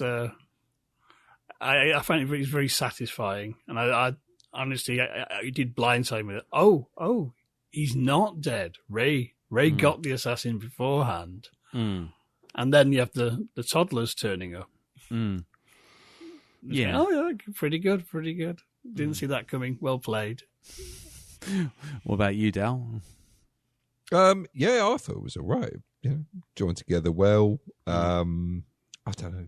The thing that I didn't quite get was the convenient way the toddlers turned up in the end, and we're going to deal with this problem for you. Oh, what yeah. problem? But it's never explained what problem they're talking about. They just turn up and do away with the Mossad crabs. No, that's because, I mean... Not Mossad crabs, sorry, the Russian oligarchs. The Russian, yeah. Yeah. I mean, it's because when Coach gets in the car, he gets in the car with all of them, and he's been asked to do one last thing, which is to sit there when Fletcher turns up. And he sits with the toddlers, and he goes, you should let this whole thing be we've got one more thing to do. And they're all like, what? And he goes, let this be a lesson to you about the consequences of your fucking actions. And then he goes back inside, doesn't he? Right, okay. And then, so they think whatever it is, they're going to solve it by killing Mickey. But by that point, the Russians have coincidentally kidnapped Mickey, so they fucking killed the Russians. Which is just going to spiral things, isn't it? Well, it is if you think about it. And that's the other thing. Mickey hasn't got rid of the stuff, has he? At the end, he hasn't got rid of his business. He's back where he started right at the beginning. But he's kind of wiped out the competition, though, isn't he? Yeah, but he never had the competition to begin with. He was selling it, wasn't he? He invited Matthew in, and Dry Eye was only coming in because he heard that Mickey was selling up. I know, but there was, I suppose. So the whole thing happened because Mickey wanted to get rid of everything, and then in the end, he gets rid of everyone who wanted to give him, who wanted to get rid of him. So he's like, oh, right, back to square one then. But yeah, apparently there's going to be a TV show of it. Really? Yeah, they're adapting it into a TV show. Oh god, there was a thing. Yeah, Miramax has started development on a spin-off series with Richie helming it. In 2022 March, it was reported that Netflix was in negotiations to start it off. And it's going to have Theo James in the lead role. alongside Vinnie Jones and Giancarlo Esposito, Jolie Richardson, and Peter Serafinowicz. I'll give you a watch. Yeah, I'll give it a look. I think it's going to be the early days of Mickey, I reckon. Sarah Fenowitz is in it. I'm definitely on board for that. Yeah, well, Giancarlo Esposito is pretty good. I have a dim view of these things normally. I remember the Lockstock series. Oh, God. Oh, God. Thanks, there a Jim. Series? Yeah. Yes, it was fucking awful. It fucking was. But, on the other hand, we have What They Do in the Shadows, which has been a fantastic series. So it can work. Yeah, absolutely. And Netflix just throwing money at it, I guess, is a good thing, isn't it? So, yeah. Well, we'll see. We'll have to wait and see on that one. Yeah, I think that's about it, really. I mean, anybody got anything else they want to bring up about it before we wrap it up? No, I'm good. I think I'm good. So overall, I think we like it. We have certain reservations, the bits that I've aforementioned. So I shall not say any more. I've said aforementioned again, haven't I? Hitherto, or whatever the fucking word I used last time. Henceforth, that's it. There you go. So I've used my big word for the week. So I think we'll wrap it up there unless anyone's got anything else to say. So that's that. So we're going to now say, Gentleman is on Netflix. It is worth a look, and if you liked it or if you had any thoughts on it, by all means send any feedback into the usual channels. Email feedback@blackdogpodcast, Facebook, which is facebook.com/groups/the Black Dog Podcast, or Twitter, which is @BlackDogPodcast. I'm not going to say Masterdon again because I can't fucking remember it. And now, here we go. Mr. Barnard, it appears to be your choice. So what film are we going to be watching next week? Well, my original one, which I thought was out now, is not out until next week. So we will actually stick to the same sort of film, or should I say, in the same sort of genre, murder mystery. And we're going to go to another one that's just come out. And I do believe you've already seen this one, Lee, but I want to see it because it looks interesting. I hope you've got your Disney Plus subscription well and truly intact, because what we're going to watch is See How They Run. Oh, okay. Sam Rockwell. Yes. Oh, yes, baby. And a number of other very famous people in various roles. Saoirse Ronan. Anyway. Yeah, I'm glad you said that, because I thought I'm not going to murder her name. There's going to be a lot of that next week, isn't there? Yeah. Tim Key. Indeed. Yep. It's got loads. David Oelio. Hey, gods, I'm trying to remember all the people who are in it. Anyway, there's lots and lots and lots of people in it. And it is, I thoroughly enjoyed it. It is definitely a Sunday afternoon, tea and a biscuit on the sofa, old style film with a good sense of humour. Isn't Ruth Wilson in this one? Yes, Ruth Wilson's another one. Oh, yes, excellent. Yep. See How They Run, huh? Oh, nice. Indeed. We'll go for that one. Make it nice and fluffy. We've had 4 weeks of horror. I was going to go for another horror film, but I thought, no, we've had too many of them. Yeah. Now, that's it. Let's move on. We'll do the horror one next time. Look forward to that in 2022, 2023 even. Cool. Okay, so let's ask the question. I think I know the answers, but let's ask the question. Jim, have you seen this yet? Not yet. I had seen it popped up on Disney Plus. We've not got round to it yet. Cool. Okay, looking forward to it? Yeah, very much so. Yeah, Ooh. Definitely. Lovely. Elton? Yeah, I am the same. Been looking forward to watching this. Just haven't got round to sitting down and watching it. Okie dokie. Well, there you go. I have seen it. I saw it at the cinema. I wasn't expecting much from it, but by the end of it, I really, really liked it. It's a good old-fashioned Agatha Christie whodunit style thing with a little bit of a knowing nod and wink at the camera. That's all I'm going to say. But I might just go down the dentist's. That's all I'm going to say. But anyway, right, so we'll leave it there. Let's move over to Pimp's Corner, and let's just see what's happening over at the Hypnagoria Land Labs. Well, I've just released a tribute to the late, great Kevin O'Neill. Mm-hmm. And a bit later this week, they will be doing a commentary club on another episode of The Young Ones, Boring. Mm-hmm. That's the episode title, by the way. And there will be a reading of a ghost story, if I can remember which one it is. The Ghost of a Hand by Sheridan Lefano. So I'm working so far ahead now, it's like fucking time travel. Yeah, and in 2024, I will be releasing the following. Yeah. Okay, cool. Brilliant. And that's all over at hypnagoria.com, yeah? It is indeed. Lovely, jubbly. And do take a listen to the Kevin O'Neill one, because it is a good episode. Worthy of the gentleman. It was very good. I like that, Jim. Well done. Golf club. I was trying to get stuff that you couldn't find in other obituaries, so which meant a lot of digging. Yes, I imagine you did. Cool, okay. And Elton, what about you, sir?